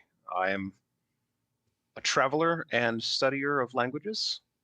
And she starts and she turns to the spider and starts making a clicking sound. A couple of hisses interspersed in there, and then the spider sort of shakes its head vigorously back and forth. It backs up a little bit and then moves forward again. The spider is not threatened or threatening, but is very excited actually to hear someone speaking its language. Are you able to talk to the spiders? And she says that she is one of very few people who have bothered to take the time to learn even a hint of the spider language. She downplays, "Oh, I don't speak very much, only a few phrases here and there, but it is very difficult. You see, I've spent many years among the spiders trying to learn their language. It's very strange, don't you think?" I mean, I wasn't even. I mean, some people thought it was a language, but I wasn't even sure that it was. I mean, it obviously. Oh, it is. It is absolutely a language, and it has great depth that I don't know if I will ever learn entirely. But I think such study is worthwhile. Do you agree? I mean, I think anytime people can learn to communicate with each other better, that's a good thing, I guess. You refer to the spider as people. You believe they have an intellect. I mean, maybe, there seem to be normal spiders in the world. So, I mean, I guess not every spider, but this one in particular has seemed to be aware. It's an uncommon human heart that feels that way. I have to say, you impress me, young Teleron. I don't know where you're from, but would you consider traveling with me for a time? I mean, I think that would probably make this a little bit easier. Sure, sure. And the spider is walking alongside Inari now, very very comfortably. And she says, "Yeah, I think you're absolutely right. I could perhaps even teach you a thing or two about these languages if you wish to learn. If Yeah. you seem to have a keen and curious mind, so what is your destination? What is your purpose right now? I had to leave home because of everything happening with the spiders. We were going to be making our way towards the, like, I kind of like cover my, like, towards the spider queen's body. Oh, yes, yes, I've heard of this event." And she says something to this to the young spider, and the young spider kind of droops its head sadly, and uh, and she says, "Oh, he knows. He knows what happened. He won't be able to make this journey with us, I'm afraid, because of the danger." And she speaks to the spider at a bit of length for a minute or two, and then the spider uh, darts off towards the north. Okay, and she says, "He had a he had a brave heart, but he can't make this journey with us. I hope you understand." I mean, I tried to get him to go north like 2 days ago. Right, right. So, I did my best. yeah, I don't, I mean, I'm sure we'll encounter other spiders along the way, but I hope he, is okay. Fair enough. If you are interested in learning anything about the spider language, you can feel free to go ahead and write that down in your character sheet under languages. Okay. How this works is, let me describe that to you. Yeah, so I mentioned earlier to anybody out there watching, like, some of the things on the character sheet are just dots. You just dot next to them. But hirelings and allies, experience points, and languages all have circles with 4 pies slices in them, which indicates, for anybody who's familiar with PbtA, other thing, that they are what is referred to as a clock. And so, Indeed. meaning that in order to accomplish something, you have to fill that in over time. And so,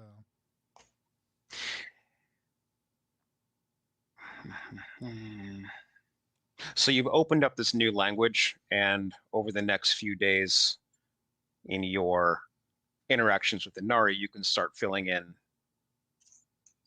In one session, you won't fill in more than 1 pie slice, but it opens up a series of questions that you can ask in a new language, right? Cool. And when you fill up the clock, you don't have to roll anymore, and you can just ask as many questions as you want in the new language. Yeah, that's a fun learning mechanic. As far as it's very simple, very straightforward, but also like there's good role playing elements within that also too. Cool. So let's do. We're not going to make camp on the way back to the Spider Queen's body, but I do want to at least do an open country encounter. Sure.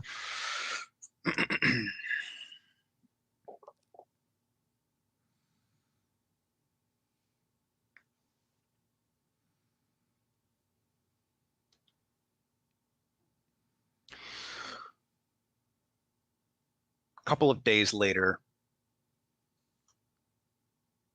as you're traveling west towards the Spider Queen, you encounter a caravan.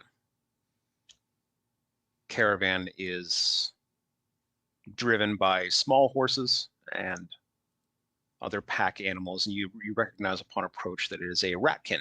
caravan. And it seems to be traveling towards the capital city that you just left, Basto. Assuming you don't avoid them entirely, they will wave and hail you upon approach. Yeah, I don't avoid them. Yeah. I'm not particularly with them. Yes. They basically say, "Hail and well met, traveler. What can you tell us about goings on in the human kingdom? We go to trade and make a profit." Oh, not a lot of good things right now. I don't know if you know Oh, this, no. but there have been a migration of spiders coming north. You've probably seen some of them. The queen of the human kingdom slayed the queen of the spiders, and now there's rioting and violence in the human capital, and the lands around them are beset by these spiders, and people don't know how to manage it, and it's not been a good crop season. Also, I had an encounter with a good Ratkin on my way out of the city, helping him find some supplies, but he seemed to think that the kingdom was not amenable to Ratkins right now, which is unfortunate in a number of ways. But what are you looking to trade? Well, we have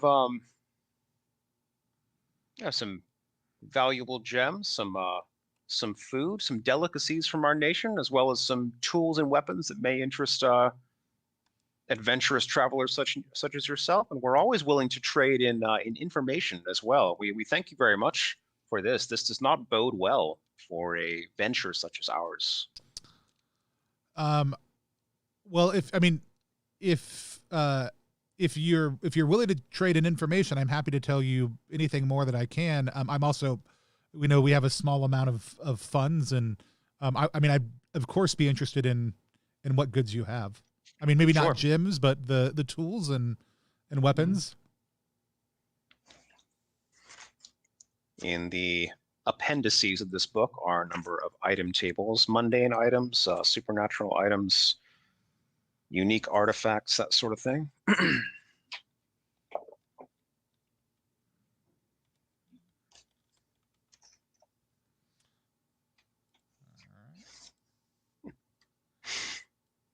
I think it's got all this stuff. No, I'm just kidding. What page are we looking at? Oh, sorry. Yeah, it was for your benefit. We're looking at page 49 and also 50. I'm just rolling twice here to give you a little bit of a selection. Cool. Mm-hmm.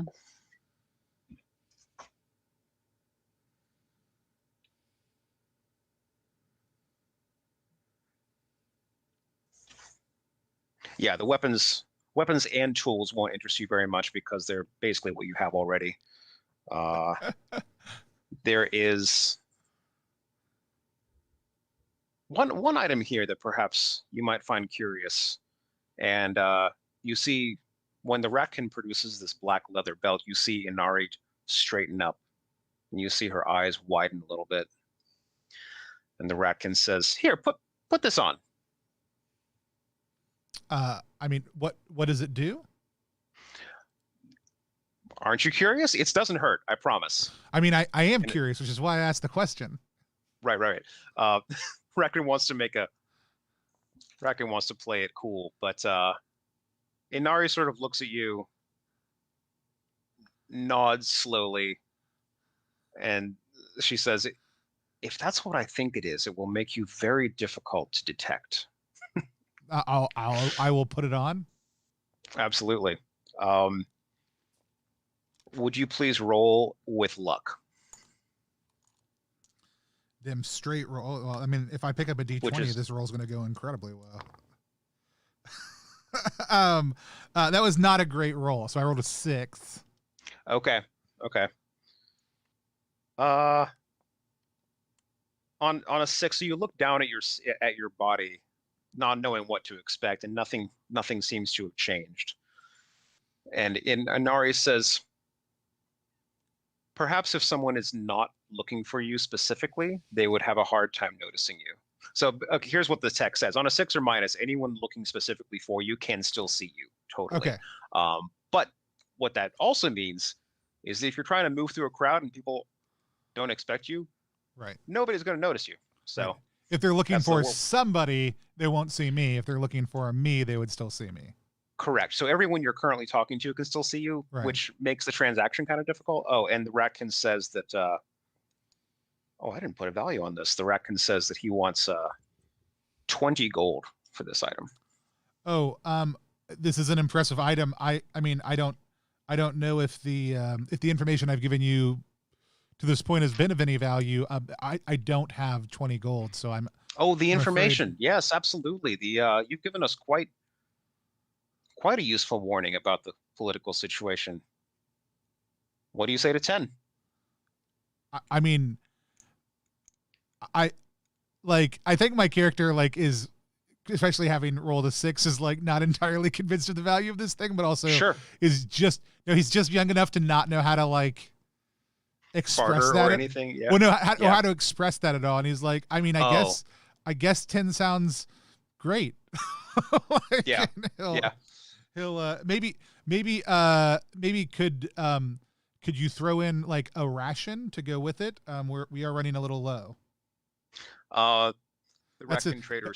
That's his equivalent of haggling. He's like, oh, can I get a food also too? Right. Ratkin says, I'll throw in 2 rations for the 2 honorable human travelers that we've met today. Oh, thank you so much.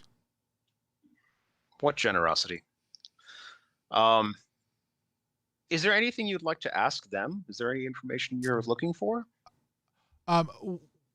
What are things like where you've come from? Are the lands down? They were coming north, right? Yeah, they're coming north from the southwest. Yeah. How are things down south? Are they as tumultuous as they are here in the north? I'm afraid the human kingdom seems to have borne the brunt of the spider migration. Many Ratkin are traveling abroad to seek the reason for the migration, because this is not a regular event. This is rather unheard of, and there are theories, but there are no hard facts as of yet. As far as the Ratkin lands themselves, they are basically untouched by the spiders. There is a river that divides, that falls between the human lands and the Ratkin provinces, and anything beyond the river, the spiders really didn't go over there at all. I mean, I hope that the humans can always be better neighbors to our Ratkin friends, but I don't know how much help they'll be in the coming year. It seems that the humans find themselves in a desperate situation, and I would hate to see that desperation be taken out on their neighbors. This Ratkin also seems to have some experience with a certain amount of bigotry and hopes that it won't get worse. Yeah. Then we'll kind of bid them safe travels. Yep. And all right, fair enough. I think that encounter is fantastic for the entire trip back to, or not back to, but the entire trip sort of around the human kingdom to where the Spider Queen fell. Does that sound good to you? Yep. Yeah.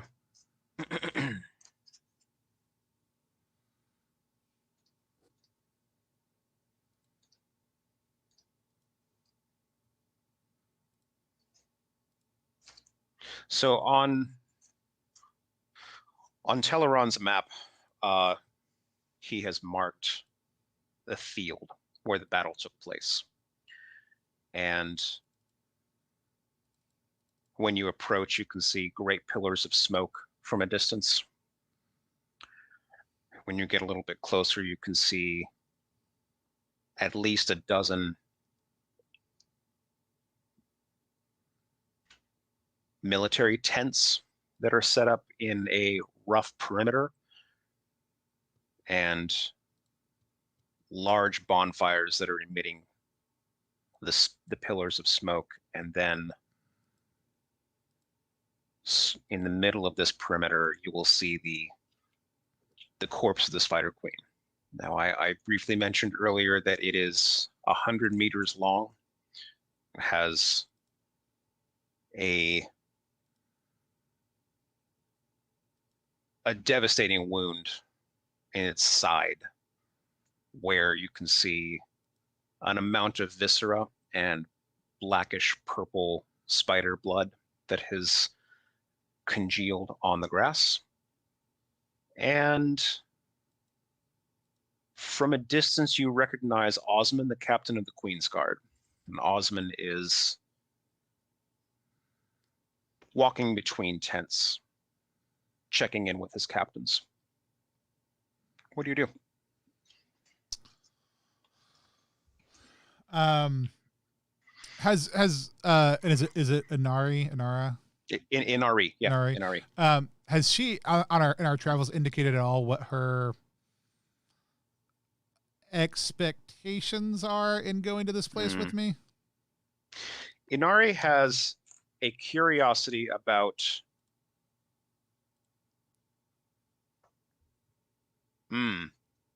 let's do this. After you departed the Ratkin caravan, she said that she too has a keen interest in learning the reason for the spider migration. And she basically wants to catch up with them. She wants to investigate where the Spider Queen fell and see if the Spider Queen's corpse can illuminate anything about the situation. And following that, she perhaps wants to catch up with the migration, right? To see where they're going and why. Okay. Yep.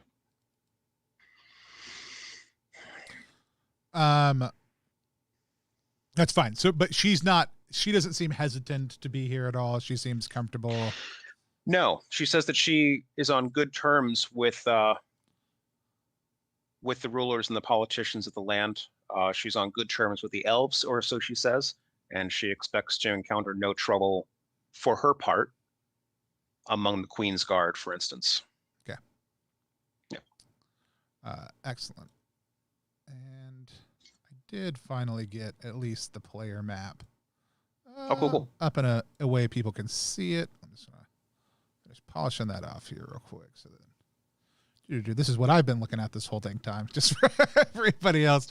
And so we traveled east and then kind of looped around down below and are now at this hex. I will make my way towards. You said his name was Osmond. Yeah, Osmond. Mm-hmm. Yeah. And give him whatever the form, like, I don't, my character would know whatever was kind of expected as far as the appropriate like courtly interaction with this guy would be. So in an appropriate way, say Captain Osmond, or Captain, is that? Yeah, Captain Osmond. Any news from here? Osmond greets you deferentially as Prince Teleron and says, "What are you doing so far from the palace? It can't possibly be safe here for you." It was no longer safe in the palace. The Queen instructed me to leave. I mean, every one of us left because of the amount of civil unrest the death of the Spider Queen has created in the capital. He looks shocked. He says, "So the citizens are in open revolt in the capital?" I mean, some of the citizens are in open revolt. Some of the citizens are still just trying to cheat Ratman.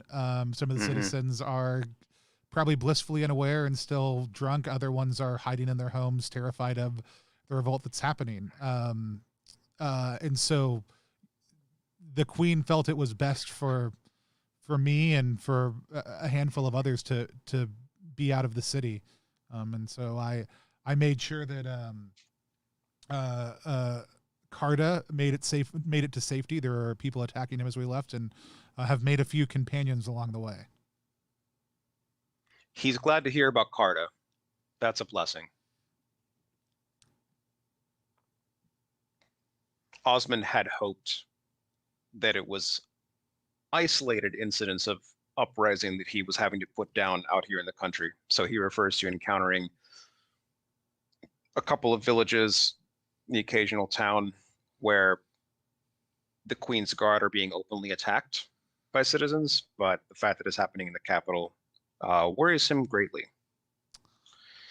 Yeah, I mean, I don't know, what will become of the kingdom at this point, frankly. Like I know that you and your men were out here doing and following the Queen's orders, but it seems that in winning this battle, we may have very well lost the kingdom.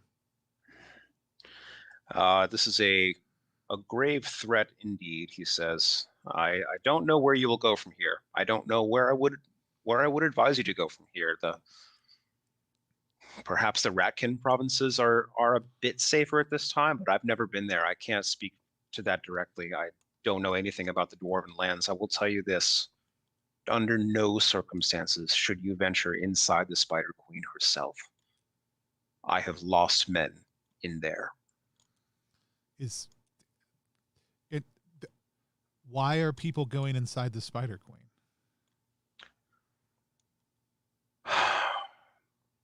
He sighs and says, madness. That's why.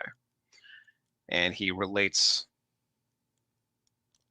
a couple of terrifying rumors, such as his soldiers waking up screaming in the middle of the night, saying that the Spider Queen is speaking to them in their dreams, and that they can't seem to quiet her voice even when they're awake.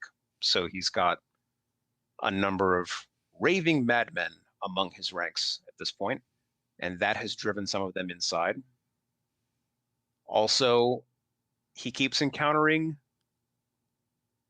elves and dwarves and rat folk who just want to explore inside the Spider Queen, and he keeps telling them absolutely not. That's not safe at all, and they keep going in anyway. And he can't stop them. Some of them, they go inside the gash there, the wound that we created with our siege weaponry. Some of them, they just crawl up inside her maw from the front. I didn't know I was supposed to protect all these poor folk out here. What can I do? I mean, it seems like trying to destroy the body would make the most sense. I mean, it's resistant to burning. It's resistant to burning, for one thing. It's also absolutely massive.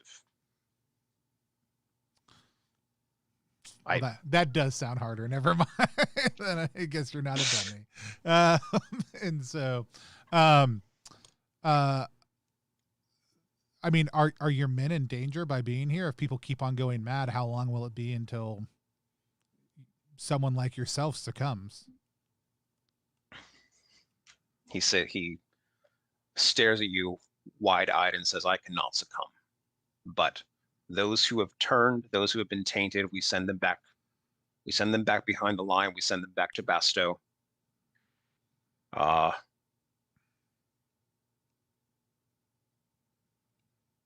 fear I don't have a good answer for your question. I fear for the safety of my men. I fear for the safety of the kingdom, but we also have to hold the line and protect the kingdom from this grave threat. His orders are to keep an eye on the Spider Queen's corpse, which on one hand doesn't make a whole lot of sense to him because she's dead. Right. On the other hand, it kind of does make a certain maddening sense because of all the crap that he's witnessing. Right. So, I mean, I think I'll indicate to him, like, I think ideally, like, say, well, maybe we could stay the night with you, and then we'll make our way in the safety of the light of a new day. Fair enough.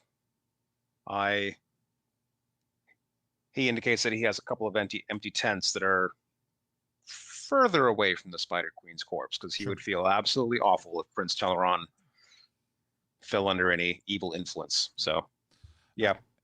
If you're watching right now, we're playing In the Hallow of the Spider Queen, which is available right now at the link right down below our faces. Also, if you have not entered yet, you can type !Hallow if you're watching us here on Twitch and you're following us into the chat to get entered into a chance to win a copy. But we're playing with Aaron, who is the designer. It's a 2-player PbtA hex crawl game that has kind of some pretty awesome OSR feels to it also too. We're almost done with our actual play. We're going to talk a little bit about the design of the game in just 1 second, but I want to make sure you know, if you haven't had a chance to go ahead and type in !Hallow and get entered into a chance to win. But yeah, I think making camp is absolutely the right play, mainly because I want to see if I go insane and go inside this thing or not. And so, I mean, what's the point of finding out people are going insane and going inside if I don't poke around with that a little bit? Well, let's go ahead and make camp.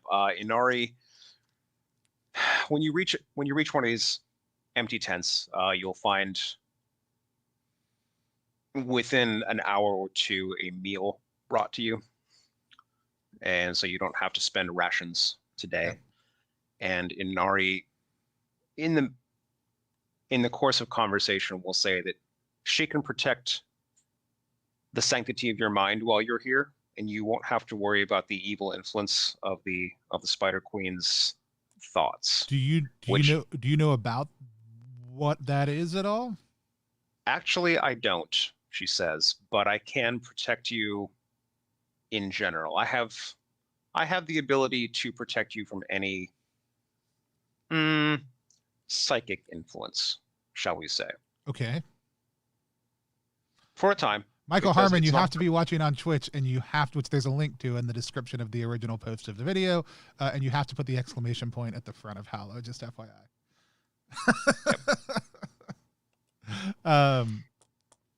I will absolutely take her up on her offer to not. I mean, as a player, I want to go brain crazy and climb inside this thing as a character. Sure. He would absolutely say yes. But as long as you're, especially while you're outside the Spider Queen, you won't be harmed in your dreams or otherwise. However, she says, one or both of us must venture inside to see what,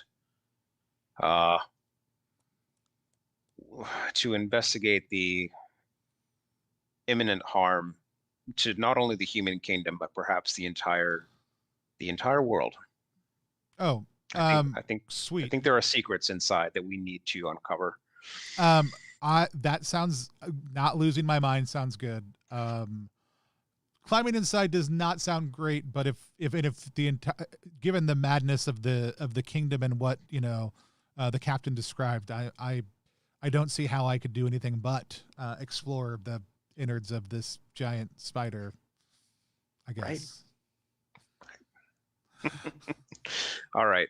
You are not going to have to roll to make camp again because of the magical influence of Inari, and because you don't have any resolve points or hit points to recover. So, do you actually go to sleep and wait till morning to do anything else? Or no, I do think, given the way the captain is and my likelihood of actually doing this and the fact that my character has snuck away a number of times before and gotten in trouble for it, I think the play is absolutely to sleep for a little while, wake up in the middle of the night, and sneak into the side of this thing.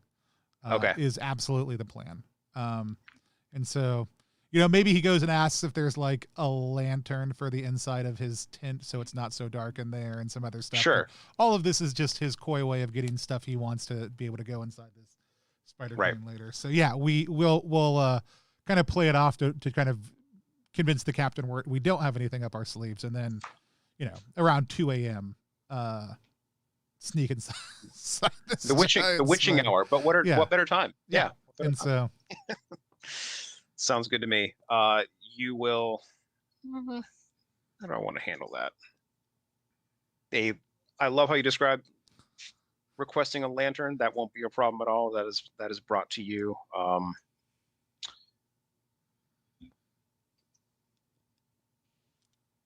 Inari is also in favor of this plan, going in under cover of darkness. She says, I will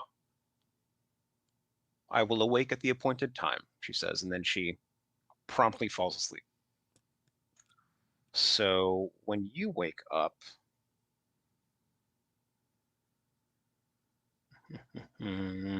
are you going to exit when you and Inari depart, are you going to exit your tent and head straight for the Spider Queen, or or is there anything else you're going to do within the Queen's Guard camp? I don't really know what I would do. I'm sure there are Yeah. probably good choices to make. Or Maybe dangerous choices to make by snooping around. It's up to you. maybe we leave a note. Like maybe I leave a note just so that the captain knows I'm dead if I don't come back. But Right. no, I don't think there's anything particular that we and as a matter of fact, we probably skirt camp. Like we go, like he put us at the tents further away, so we basically walk out of camp and walk around to get to the Spider Queen rather than going through camp to get to the Spider Queen. Okay, sounds good. Are you going to enter by the major wound? Inari, do you have any sense of how we should go in? I mean, yeah.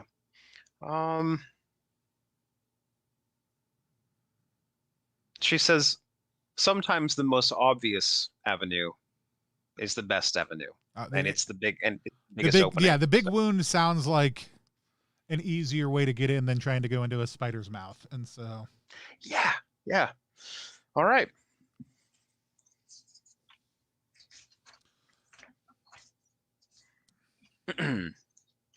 The Spider Queen, by the way, is also another of the color maps that's included with the game. It is roughly defined. It is not totally mapped out for you, but it's designed so that the GM and player is that in the GM maps thing? Correct. Okay. That is a GM maps thing. You didn't open, go ahead. Well, I'm gonna say now that I know how to get them up on the screen, I'll go ahead and. Oh yeah, cool. I'll pop that up so people can get a sense of it real quick. But yeah, we'll make our way into the giant hole in this thing's side. And here again, within the Spider Queen, I have encounter tables written out for the various types of passageways you might be in. So, oh, okay.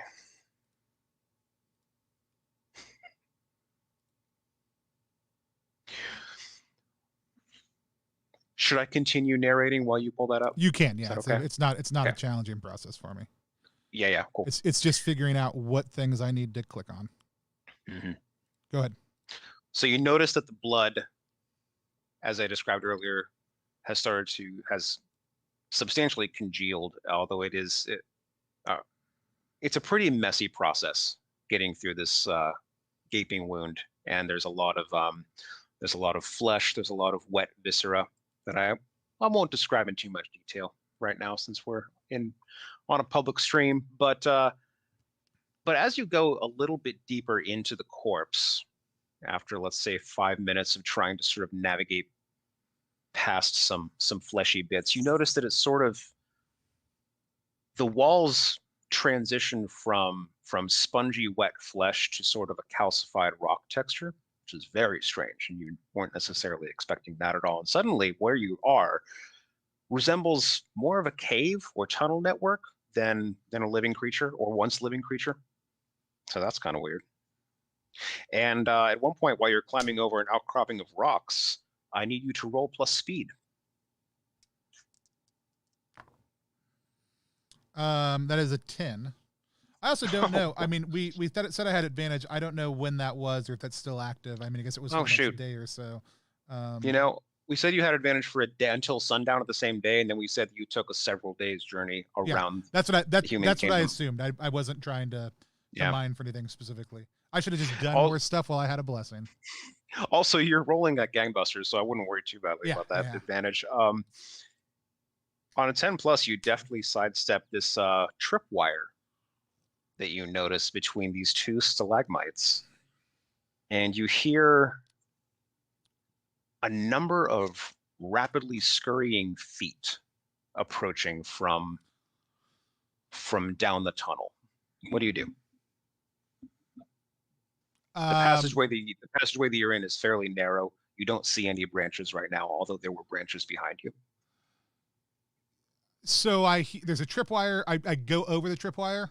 Yeah, like at the last minute, you sort of look at that, and then you step over. I think I just step back to the other side of the tripwire and go back like 5 feet. Like that seems like a a good little barrier against whatever potentially is coming. Okay. And so, yeah, and then I kind of, I mean, I guess I draw my sword. And as much as I'm going to go ahead and meta that Inari probably does not need it at all, I protect Inari because that's what my character would do. Fair enough. And Inari probably appreciates Chalaron's nobility, even though she doesn't need it. But as you said, the scurrying sound turns into the very obvious green gleaming faces of a trio of goblins. You see their filthy teeth, and in your lantern is adequately illuminating the whole passageway, and they appear ready to launch their spears at you. Actually, what do you do when you see that these goblins are not there to talk to you necessarily, but they're about to kill you? I pushed down on the tripwire with my sword. Oh yeah, okay. I love it. Give me that speed roll again. I don't know what it does, but yeah, no, roll plus speed. But you noticed it, and you're standing far away from it now. So yeah, I mean, like I'll like basically hop forward, hit it, and not back. That's a 10 again. It's the reason we only roll black rainbow dice on this channel. I'm not saying they only roll. I need to get myself some black rainbow dice. I'm not. So actually, I will say this: if you're a game creator out there, actually, Michael Harmon, who I know is watching right now, you should go check out Black Rainbow. You should go check out the stuff they do. But they're one of their big goals is to be working with designers who do like limited runs of dice bags. Oh, sweet. Okay. For their games, and so it's blackrainbownovals.com. I probably should set up a command in the system for it, but I haven't yet.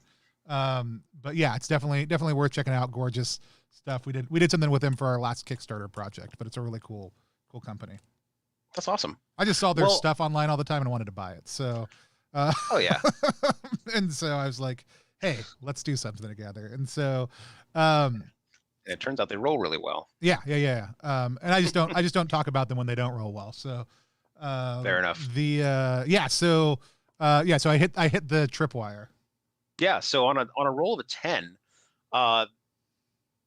a net trap descends from two corners, and you would think it would have missed everybody because no one was really in its target zone. But man, that 10, it's going to ensnare one of those goblins who got a little too close and didn't quite remember where that net was placed. And so this guy just he's suddenly entangled, and he's thrashing about, and he's trying to cut it with his sword, but his sword just kind of spinning outside the net. It's useless. And how many of these goblins are there? Total of 3. So there are 2 unnetted goblins that are now a bit spooked because of the net, and they appear to be distracted by their companion having fallen. I'm gonna rush forward and try to stab one of the ones who is not in the net. Okay, fair enough. Go ahead and roll plus might. That's only gonna be a 7. Okay. On a 7, let's see.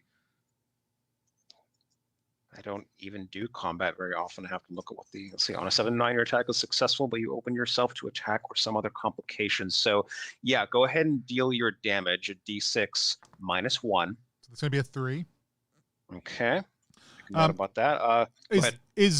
Are all attacks might in this, or is it like ranged versus? Range is speed. Melee is might. I apparently should have picked like a bow and arrow, but I did not. Oh yeah, well we can change that. No. Yeah, no. Well, maybe on the way back out, I'll grab one from the guards. But like we are where we are, and so that would make sense. The goblin that you've skewered. By the way, go ahead and just describe how you attack this goblin and how you stab it. And you killed him in one. I mean, I think I rushed forward past the other one and just kind of just a quick slash. It's not pretty or fancy. Okay. But it's Michael. It's Black Rainbow, BLKRNBW, no vowels. BLKRNBW.com. Black Rainbow. I think we are rolling nowhere. Tried to just type it into the chat. I don't think anybody can type in the chat besides me. That's correct. Yeah. But yeah, I give him a quick slash across his body. Torso. I guess probably catch his throat a little bit at the end. Sure. And then that's what causes him to shuffle off.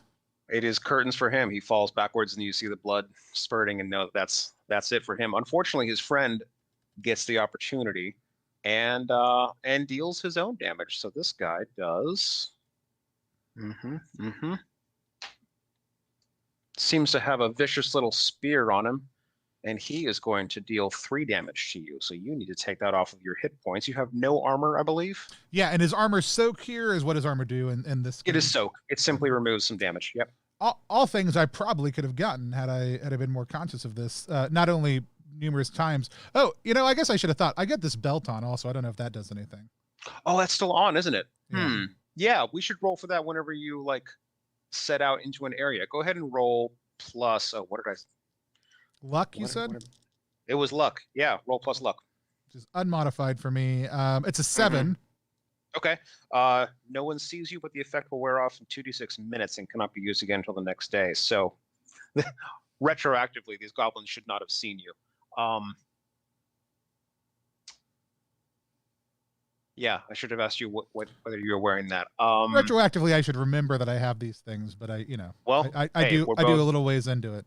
That's fine. That's fine. So let's.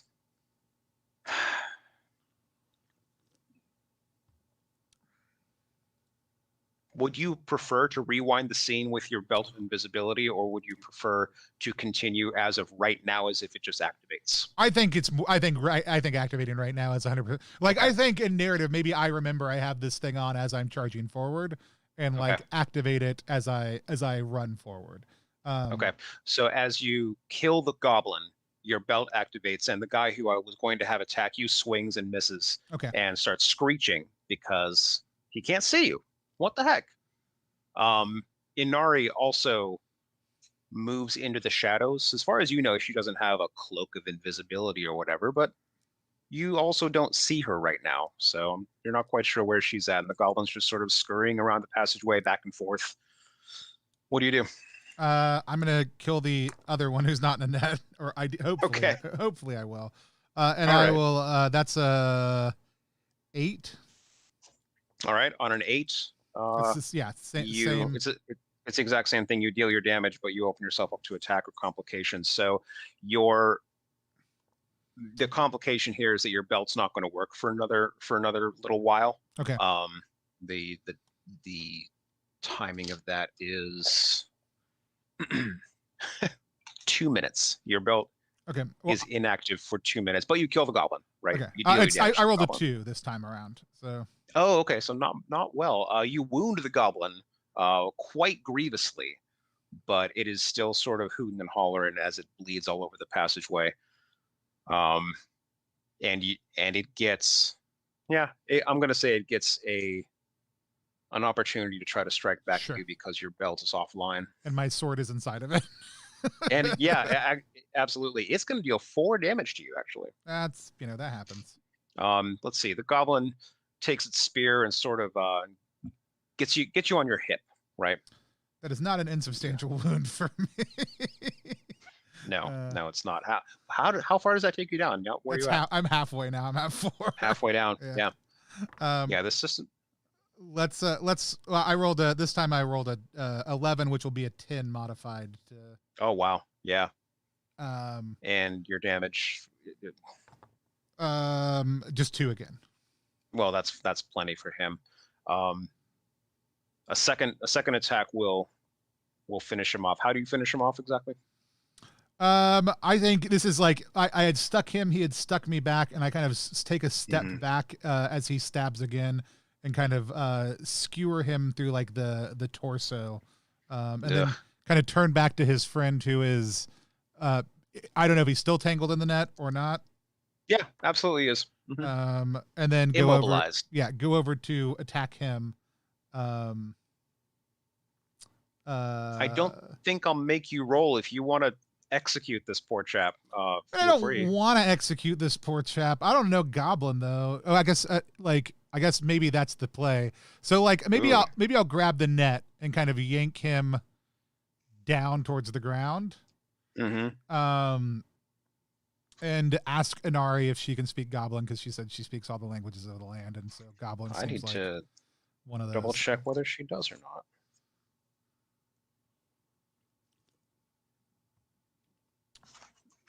Yeah, but Michael also says your intensity is infectious. Michael did Tomb of Immolation this last Zine Quest, is a phenomenal creator and artist in his own right too. But he's looking at all the Black Rainbow stuff. Brady, the guy who runs Black Rainbow, is very cool. If you want me to introduce you, just let me know. But that'd be awesome. Yeah. Yeah. Well, thanks, Michael. Really cool thanks stuff. for saying so. Yeah. I try not to be too intense, but hopefully it works. Well, but excitement, and yeah, I mean, like you want the people to be. It's always really funny. People are like, when I'll be like, "What game are you most excited?" They're like, "Can I say mine?" I was like, "Man, I hope your own. Like, I hope you're excited about your own game." Yeah. It's easy not to be though. Once you spend a little bit of time on your project, man, it's easy to burn out. It is. Yeah. Inari does speak Goblin. Goblinese. And she says, well, yeah, she comes out of the shadows, right? When you look around for her or ask for her, and she says, what should we do with this one? I mean, can you talk to him? Like, what? You said you wanted to come in here to find out about evils that are potentially in here. They were coming from deeper in than we are. I mean, it seems like they may have an idea about, what's ahead. Well, she steps towards this guy.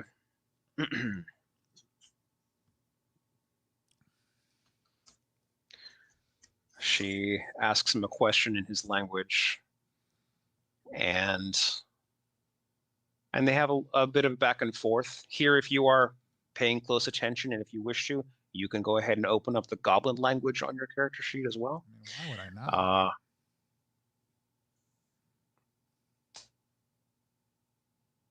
And she turns back to you after a few exchanges and says, I think that these, unfortunately, as is typical for goblins, I think that they only mean to cause trouble, chaos, and death. This one's not very helpful, I'm afraid. I would like to remove this goblin of his possessions. All right. Go ahead. Yeah, and then tie him up as much as possible with this net. I was going to say it's a simple matter to immobilize him and make sure he's not going anywhere anytime soon. And as far as possessions, let's go ahead and get you 3 gold coins, a ration, and a D4 knife. No, I said, I actually narrated this one in the net as having a sword. So you now have another D6 short sword. Right. And did the other ones have any gold on them? Between all of them, you will get another 2 gold. So what was that, 3 the first? So 5 gold total. A total of 2 rations, the one I narrated before, and then 1 additional. And if you want a goblin spear, you can take it. I don't know if that's even something that here's the deal. What I've learned now is that spears mean throwing potentially. That's true. We'll go ahead and take that goblin spear because it is a little bit easier for me to use than the sword that I'm carrying around. Good point. I hadn't considered that at all, but you're absolutely right. So,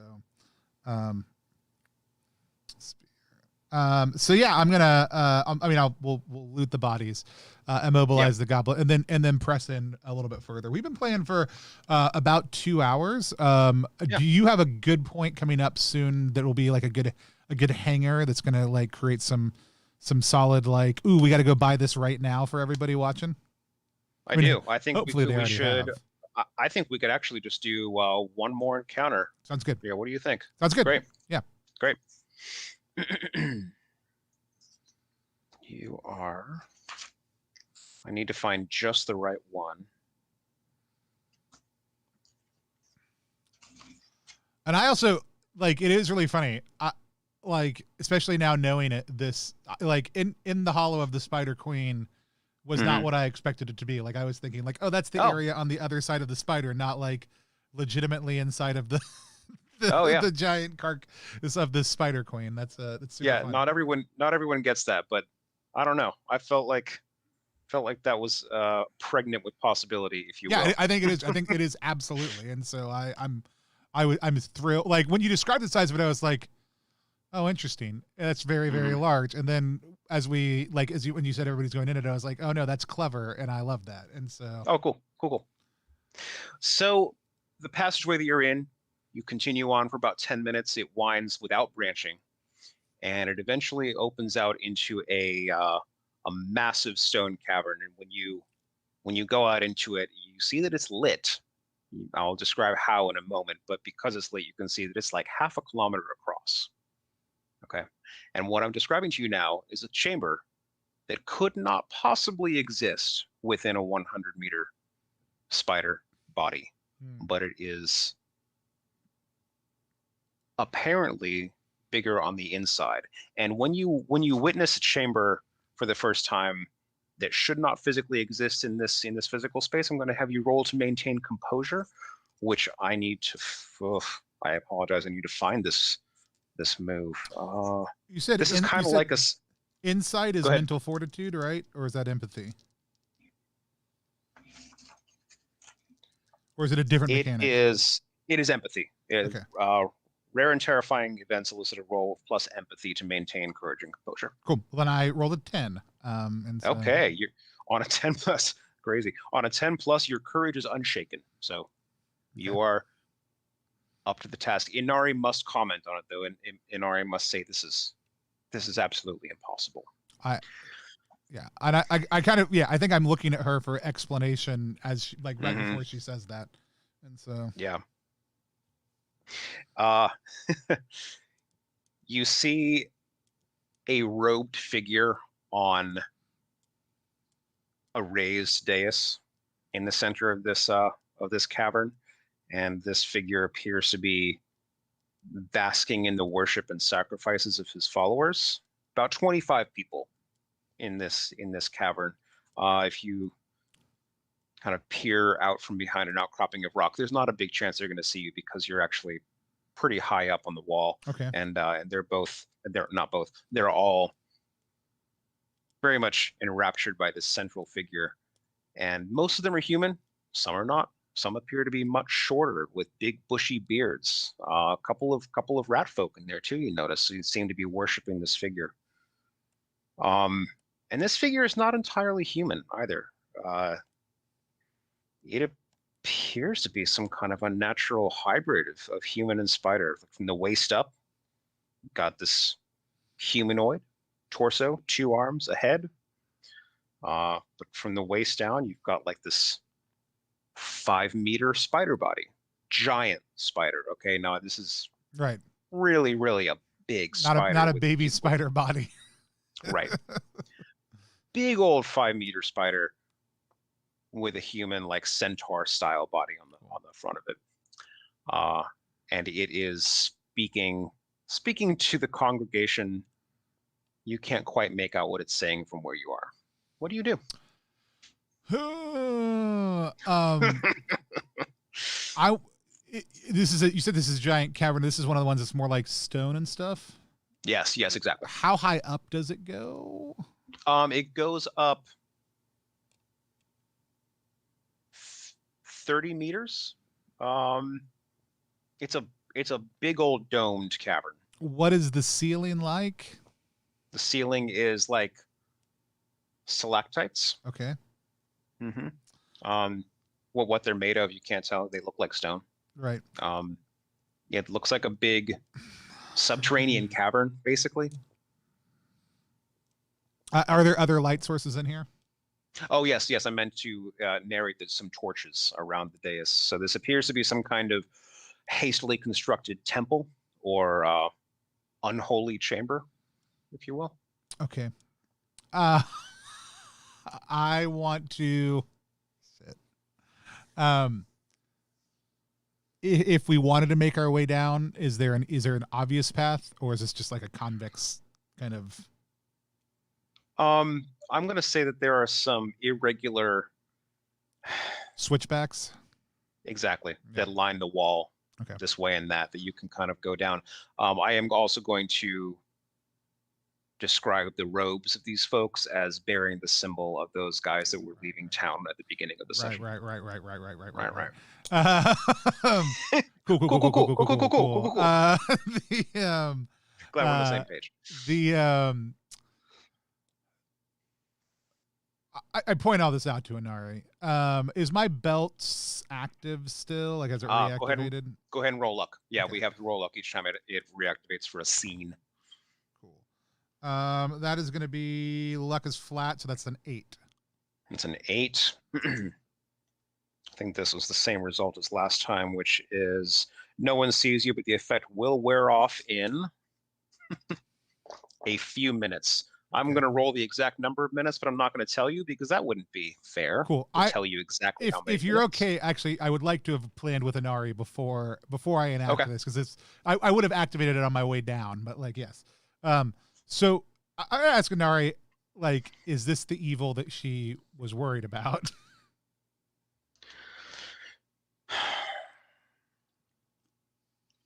There is something greater than this that is happening to the world that is very unsettling, but this is a great evil. This is a great evil that threatens many, many lives. That's what she says. And I'm going to point out, like, the last time we got into a fight, Inari disappeared into the shadows. I'm going to say this politely, but she disappeared into the shadows, and I got stabbed a whole lot. That you did. If I run down there, is there anything I can expect? Like, is she able to support me? Like, is what I'm trying to politely ask her. What would she offer to do in this situation? And if not, that's fine. My plan doesn't actually depend on her precisely. Sure. It just depends on her somewhat. She offers to bestow upon you a ward of protection that would give you an actual physical shield during combat. Mm-hmm. It doesn't last very long. Does it look like? Does it look like anything? Because me not being seen is the first part of my plan. No, she says she makes quite certain that her magic is of a subtle manifestation. Cool. So great. no. That sounds great. Like nothing. Absolutely. Great. Absolutely. Okay. All right. So are you, go ahead. Describe what you're doing. So here is the plan. She stays up. She casts her blessing of protection on me. She stays up here. Mm-hmm. She is ready to run. I go down there, having turned off our lantern. Having and then I'm going to, when I get I'm going to get as close as I can to this guy, and whenever I get to the end of the switchbacks, kind of make a beeline straight for that guy. Okay. And then try to throw the oil on him, throw a torch on him, and then run. Okay. That's my plan. And so nice. Like so once I get, like, I'll sneak as much as I can to get down there, and then as I'm getting towards where there are actually people, trigger on the invisibility belt. Cool. Perfect. Dash forward, throw some oil, throw a torch. That's awesome. And then dash. I'm gonna have you roll plus speed, and as you approach, I'll also just narrate a little bit of what you hear him saying. His followers are. Yeah, I was just laying out the plan, so we can take it beat by beat, however you want to take it. When you reach the bottom of the switchbacks, you start to hear some chanting interspersed with some monologuing from this apparently a sorcerer of some sort, whose followers believe him to be the reincarnated Spider Queen. They will apparently follow him unto death. And what he's riling them up for is basically just invading the now unstable human nation and taking it over, massacring as many people as they need to, and just kind of dominating the kingdom. And he says that he's taken on so much power from the deceased Spider Queen that he might as well be the Spider Queen herself. And they're just, in this sort of ecstatic fervor over this situation. So sweet. Fantastic. Yeah. That sounds great. So you're rushing forward through trying to bolt through the crowd. Is that right? Yep. Okay. Yeah. No one's going to see you, which is fantastic. If you find, you'll find enough spaces. There are only 25 people in a big chamber. You can find plenty of gaps to make it really close to this sorcerer whose name is Amalri, and you're going to chuck some oil on him. Is that right? Yeah, I think essentially I've unscrewed the oil basin from the lantern, and I'm not like, it's not like I'm going to throw this thing and hope it like breaks on him. It's like no, I'm getting unfortunately close enough to splash the soil all over this guy. Like, so within 5-6 feet. I mean, they're large, so I'm guessing not a super hard target. No. And then No. basically take off running the other direction and flinging a torch back at him, which I'm going to assume is the harder part. Sure. And we can just say you have a lit torch. That's fine. Sure. So the roll plus I was speed, thinking like one of the torches that were around the dais. I was just going to grab one of those. even better. Yeah. Of course. That makes so much sense. So shucking the oil will not be the hard part. You're going to get a little on yourself. Right. That's pretty much unavoidable. I'm definitely going to have you roll plus speed to grab the torch on your way back, because once you chuck the oil, the jig's up, right? Amalri will sense your presence, even though none of the other cultists can perhaps see through your belt of invisibility. What's your roll? So that is a 7. Okay. Which actually, so when I burn a point of luck, especially knowing this is a one shot. Oh, yeah. When I burn a point of luck, is that roll? Do I roll with advantage, or what do I do? What happens? No, you take that 7 to 9 result and it becomes a 10. Let's do that. Okay, so your luck permanently goes from 0 down to -1. Okay. And the 7 that you just rolled becomes a 10, because that's the next threshold of success. And on a 10, not bad at all. You grab one of these big tall torches and you chuck it over your shoulder pretty accurately, and you hit this guy. He goes up, and a bunch of the cultists swarm around him with tearing off their robes, throwing their robes on him, and taking any water flasks they might have and trying to douse him. And they may or may not be having much success, but the 10 that you rolled enables you to get halfway up the switchbacks and back to Inari before anybody even sees you. And then they start hollering at you, right? Then they start pointing, and there he is. There's the interloper. How far away are they all right now? Now they are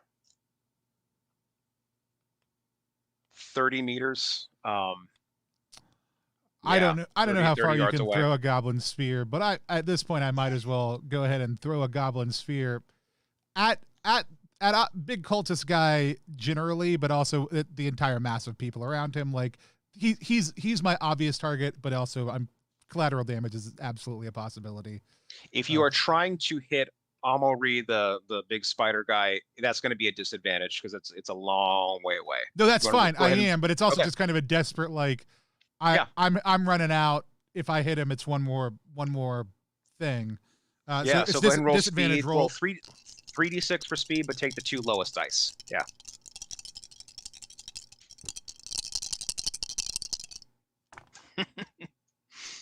Well, that's actually not bad either way. So I rolled an 8 either way. Okay.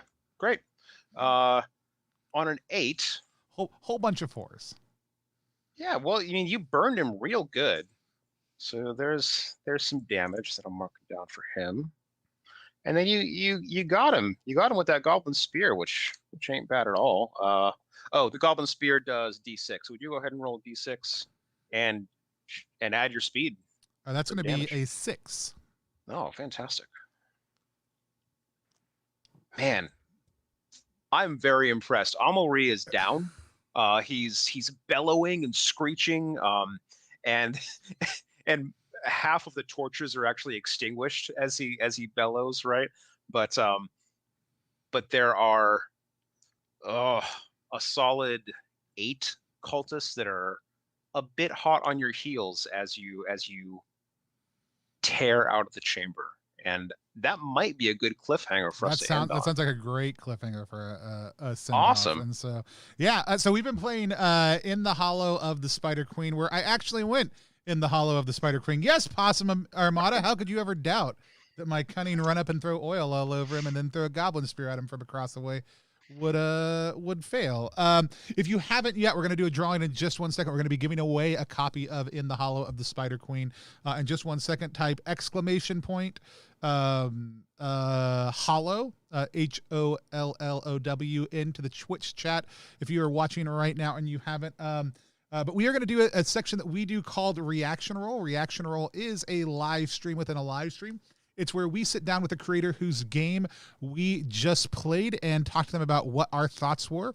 Ask them any questions we have. Ask them any questions you have if you're watching live with us in the chat, no matter where you're watching from. We would love to have you ask Aaron Sturgill your questions about In the Hallow of the Spider Queen, which is a 2-person, 1 GM, 1 player, old school inspired, powered by the apocalypse, or PbtA, hex crawl RPG. We just did a little slice of play. It does go really quickly. When there's only 1 player, you get a whole lot more role playing in, a whole lot more interaction in. It was an absolute blast. I had a really good time. But Aaron, go ahead. I know I just kind of queued it up, but give people kind of the elevator pitch of In the Hallow of the Spider Queen from your perspective. Sure. Somebody on social media today asked what differentiates it from Dungeon World. And I think what differentiates it from Dungeon World is that it's a very tightly focused little hex crawl that you can also expand out into whatever you want, because the Spider Queen is as big on the inside as you want it to be. But let me back up. You said elevator pitch. It is as you said, one-on-one RPG, 1 GM and 1 player. It is inspired by the OSR, but powered by the apocalypse. It takes a new school mechanical sensibility and applies it to old school resolution. So the GM is expected to just come up with resolution on the fly. The player rolls 2d6, and the GM is expected to narrate results based on that roll. And then those results are not always going to be in the book, and that's intentional. Yeah, that's awesome. And it is a hex crawl also too. It's one of the other, I think, major differentiating factors. Like, it is not just an open world, which kind of feels like it bumps a little bit counter to PbtA, but actually I think works in a really fun way, where you've said, here is the map. Mm-hmm. There are plenty of holes in it that we have intentionally designed. You just play. So if you're watching live right now or later on, I just popped the map up. This is the player map of the known worlds. There's also a GM map of some other pieces. We've seen a couple of them through play, but I think it was absolutely fun. I'd love to hear chat right now if you've got any questions that you want to ask about the system, about the design. If you have thoughts in the chat about what you liked or what your experience watching was, please go ahead and drop them in, because usually we hear from 3 or 4 people on this. Today, you guys are just going to hear from me. And I asked a couple questions as we went along. Another couple things that I asked early on, like there's no particular moves in this game other than setting camp. Setting camp was like making camp was like the move. And everything else was like, hey, and there were a couple other specific ones. Physical combat and psychological combat are totally defined in the book. Okay. But you could easily just make those different based on what weapon you're using or the context of combat, and that's stated in the book. Like, here's an example of how physical combat can work. But physical combat for your hero, the hero that the GM is helping tell the story, could look very different. So you're going to need to come up with results on your own. And I say that a couple times in the text. So there are at least 10 moves that are codified in the text. Yeah.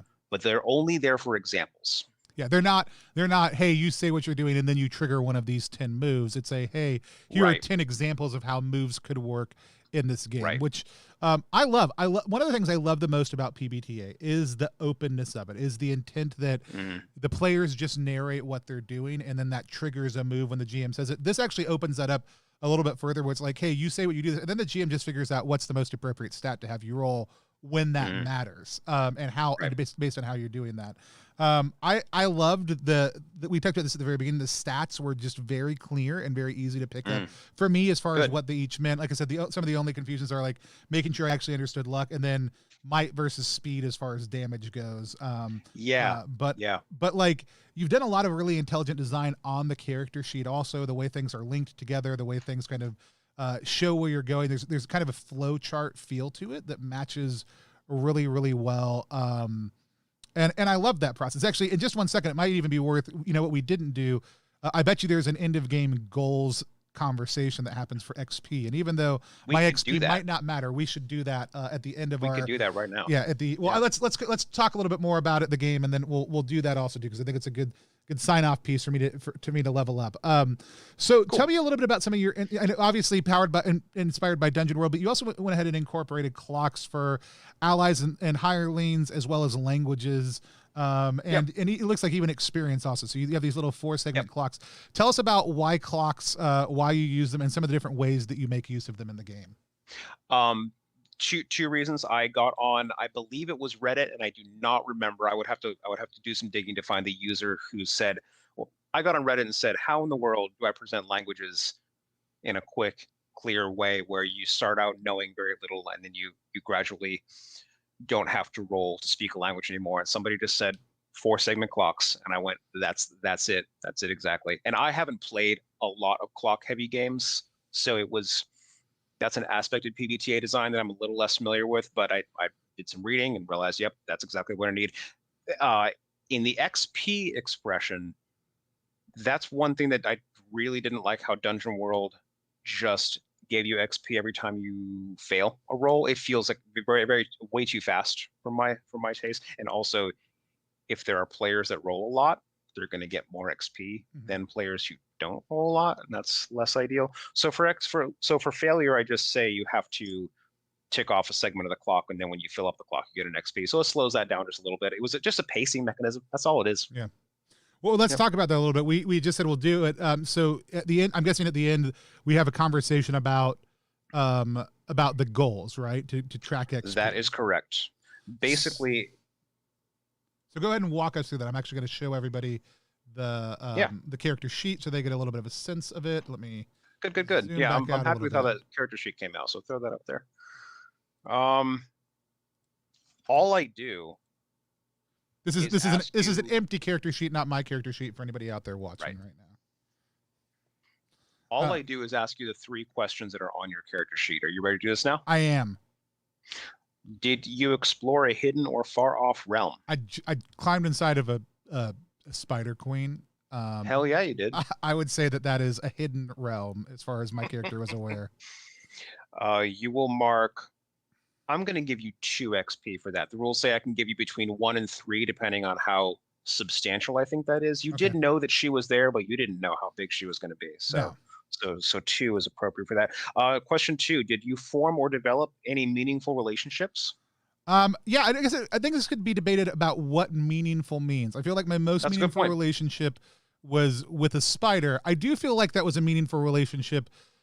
Mainly because it impacted a lot of other relationships I had. I also feel like I did some interaction with why can't I remember his name? The priest. Oh, it's fine. Carta. Yeah, priest, I feel like between Carta and the spider, I feel like I spent more time with Inari, but I actually explored that relationship less. But I think the spider relationship was actually probably the most meaningful. Yeah, let's give you. I was gonna give you 2 for that too, because I was impressed by how many people you were able to interact with. So 2 XP for that question. And then so that gets me to 4. What does that do? I filled up a thing. Does that mean I have? Oh yes. You should not have been marking segments on the clock there. Oh, I should not. You should 1, 2, 3, 4. So segments on the clock are for failed rolls, which you didn't do much of. If you failed, do you fail 1 roll tonight? I failed a roll.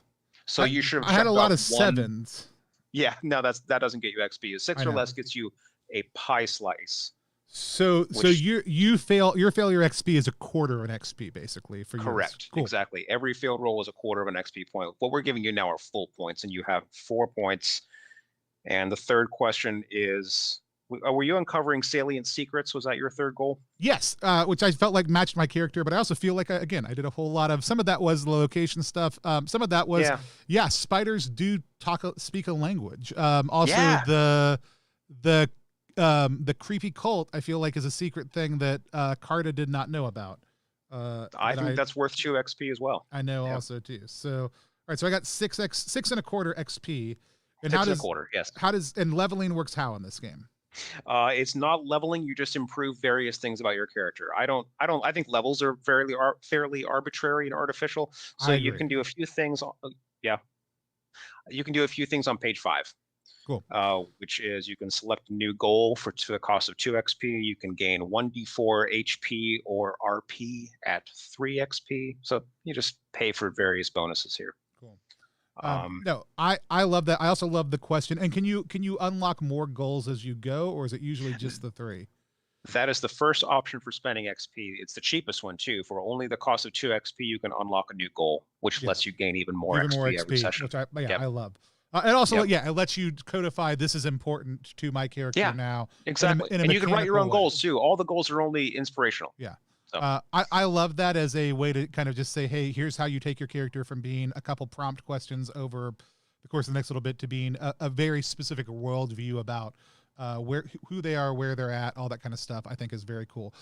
So we've got Possum Armada wants to know, how is someone who is new to these games, how familiar should the GM be with, it says Apocalypse in order to run the game. I'm going to assume they mean PbtA or Powered by the Apocalypse games. How familiar do people need to be with PbtA, do you think, to run your game well?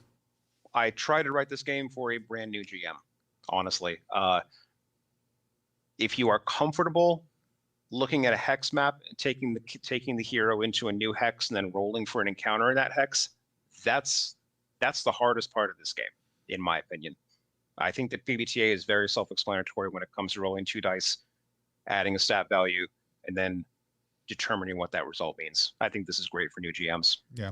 It also, managing one player, it is a lot of back and forth, but it's also like, it is. There's less of an expectation. Like it was really funny when you were having her talking Goblin. I almost was like, tell us exactly what that conversation sounds like. But it's easy to just say they have a conversation, right? Yes. Here's what you take away from that. You're narrating for one person, and though there's a shorter return on that. PbtA games also by their nature are collaborative, so you're not adversarial to me. I can pitch things to you as a player. You can pitch things to me as a GM. You can prompt me in a certain way, saying like, hey, you could do this if you want to. I could say, hey, well, would it be possible? Like, even there were a couple of times where I did that. Like, what about this? Could this be a thing? And you made that happen. So this is actually, I think, if you're a new GM, whether you're new to PbtA or not, it's actually probably a really forgiving environment to just grab it, get with a player, and be like, yeah, we've figured this out together.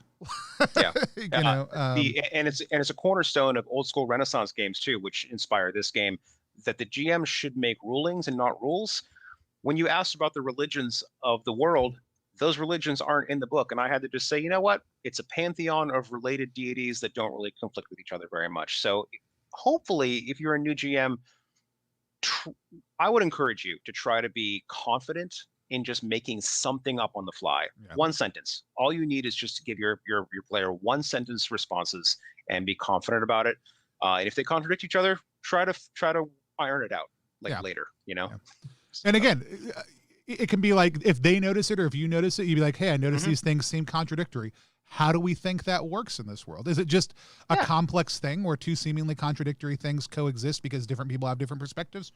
Great. Or is there something more at play here, which can either be, okay, cool, we resolved that, or it can become, we're going to play more to figure out exactly what that looks like or how it happens. And so I think it's an absolutely great system. And again, I think one of the most interesting things to me when I saw you talking about it like earlier this week, and that's one of the reasons I was like, hey, I do preview content. Like I had an empty spot this weekend and I was like, hey, I'd love to have you on it, because seeing the OSR and PbtA meet each other is a very, very fun thing. PbtA grew out of a lot of like Traveler and other things that are very old school, but don't always have that same feel for people. And so I just loved some of the different things that I saw you doing. The art itself, I wish we could have featured more art from the game. It's absolutely breathtaking and gorgeous. I just think maybe the best part of the game is the art. Yeah.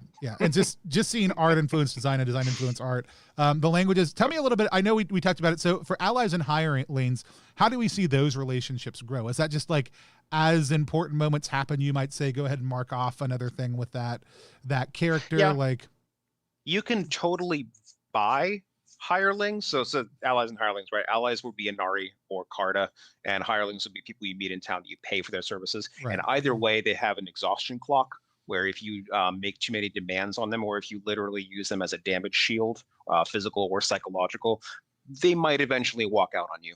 That's cool. If you fill up their clock, they would just be like, all right, I've had enough. Peace. So that clock's the clock you don't want to fill up. Exactly. Yep. Or use it sparingly, and then try to give them reasons to unmark. To stay back. Okay, perhaps. cool. Yeah. I like that. That's a cool use of a clock, and they're all just little 4-segment clocks. It's very easy, and it actually, I will say, it added, like, for me, this had from a touchstone standpoint, this feels a lot like playing Fallout. Like, this feels a lot like playing, like, it's not post-apocalyptic at all, but the concept of I'm running around, I'm picking stuff up, I'm looting, but I'm hitting things. But also like the fact that allies are an important part of this immediately says to me, like, you are like I'm meeting dog meat and I'm meeting like these other people on the ruins and I am interacting with them, and it's got a very cool video. I mean, this feels like playing through Fallout or Dragon Age. Like either one of those feel very, very much, but oddly it feels way more like Fallout than it feels like Dragon Age to play, just with some of the different pieces that you worked in and put together. And I like, it's one of my favorite video games, so that's absolutely a compliment. That is a huge compliment. Thanks, Tony. Yeah. That means a lot. Yeah, so I mean, like I said, I had a blast. I would love to have explored more, and I do again think, like, you know, a couple people have commented in this and like in these times where it's like hard to get a party together or you're doing it remotely, or maybe it's you and a loved one who can play RPGs, but you're used to playing with 4 or 5 friends, and that's not easy to do right now, and you want to play in person. A 2-player RPG is an absolute blast, and it does feel like both people are playing. To me, I mean, I was the player, but it feels like this is one that both people are playing, and that's part of the beauty. I think PbtA, more than any other system, the GM just feels like a player who has a slightly different role, which I think agree. All games should feel that way, but PbtA does very, very well. Oh, awesome! Possum Armada. Also, we had a couple orders go through for you at least while we were. I see that we were playing, so it's been a blast. If people are interested in seeing more about the game, or if they're like, are you planning on doing more in this style? Like, this is a very cool style of game. Do you have more plans for more games in the future? I know you just mentioned burnout on an idea. So. I'm not burnt out on this idea at all, but my most motivating idea right now is going to be another supplement for Mothership. I'm a huge fan of Mothership, and I have one supplement for that already. And then this next one, I'm just in the midst of writing, and I have one artist from Spider Queen that's on board for that too, so I'm very excited about that. And then I have some small supplements to Spider Queen down the road. I want to expand on the world a little bit and release very short, like pamphlet-sized supplements to this game. But that's all I have right now. I think my other big question are you planning on opening up? I mean, like, obviously by it being PbtA Dungeon World influence, I don't know if it's automatically common, like Creative Commons or not, but like, are you planning on opening up things for other people to be able to kind of take some of what you've done, the core system, and be able to hack it into new maps, new settings, other stuff like that? I think you asking me is the impetus that I need to make sure that happens. Yeah, I can never remember how the actual copyright with PbtA stuff works. It's not complicated, me neither. But I just don't have it at the No, it's not. But I will. Well, first of all, when it comes to Vincent Baker, this website says send me an email, and that's all you need to do to be able to use the logo. So I did. So he emailed me back and said, as long as your game is not in support of Nazis, then that's fine. But I'll look into that. I would love to see some community content for this. Yeah. Because I mean, it is. I think you created here a very solid like base structure for. Here's a character sheet that feels OSR. Here's the basic way you sort it out. It's very quick. It's very easy. It's a 2-player setup, but then being able to generate new maps and new content, like, seems like something that people could just absolutely go nuts on. Like, awesome. And I just think it's a really kind of fun system, especially right now with people wanting to get more into 2-player games, that could spawn a whole lot. I'll have some more ideas in a polish one, but I think those are my big ones. If anybody in the chat has any more questions, go ahead and toss them in. I'd love to hear from you. Are there any social ways to follow your upcoming work? What are the best places to watch online for upcoming work? Yeah, sure. I will be posting more and more to Twitter in the future. Let me drop my handle in the chat there. It's at Aaron Sturgill 8. I am more active on Facebook, where you'll just find me. Are you remember the RPG zines community? Absolutely. RPG zines, OSR RPGs, those are where I hang out on Facebook. Yep. And the other one I think you should absolutely toss this up, and if you haven't yet, is the Minimalist RPG group. I think they absolutely. I'm in that too. Yeah. Yep. And so that's a great group. Yeah, all great communities, and I don't remember if I bumped into one of those. It may have been like one of the marketing groups, but I can't remember. Maybe I don't remember which group it was. We bumped across, but there's a lot of good ones out there. But Facebook has a number of great communities in it. Yeah. But I encourage Aaron to get on Twitter and to use them hashtags also. He did. Yeah, I don't love it, but I'm doing it. But no, I would absolutely encourage you to follow his work. If you haven't yet, order it. Let's see who won this thing. Oh yeah. We didn't, we had a pretty good sized audience most of the time. Not a ton of entries though. If you haven't yet, go ahead and type !Hallow into the chat to make sure. If you already did it, you're already in there. But I want to give everybody one last chance before I close that out, which I'm going to go ahead and do right now because I've been talking about it long enough for you guys to have heard that. And so we're going to close giveaway.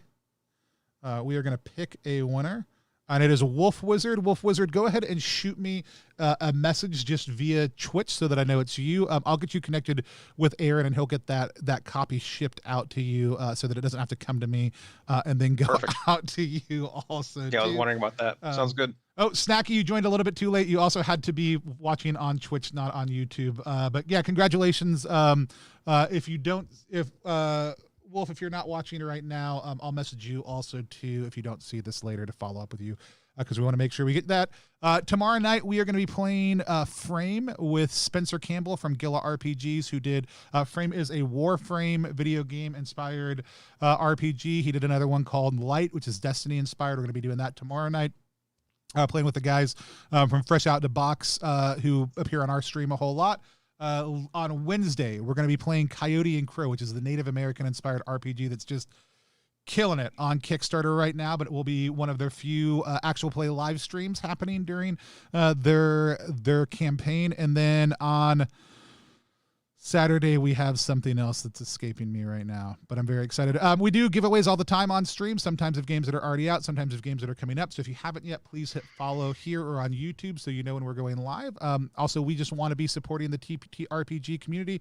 So if you want to check out any of our stuff, you can follow us at +1exp on social media or go to +1exp.com. All of our games, including Beards and Beyond that just went live, all of the money that we make from those, we use to pay our editors who do all of our videos, or we funnel it back into the tabletop role-playing game community.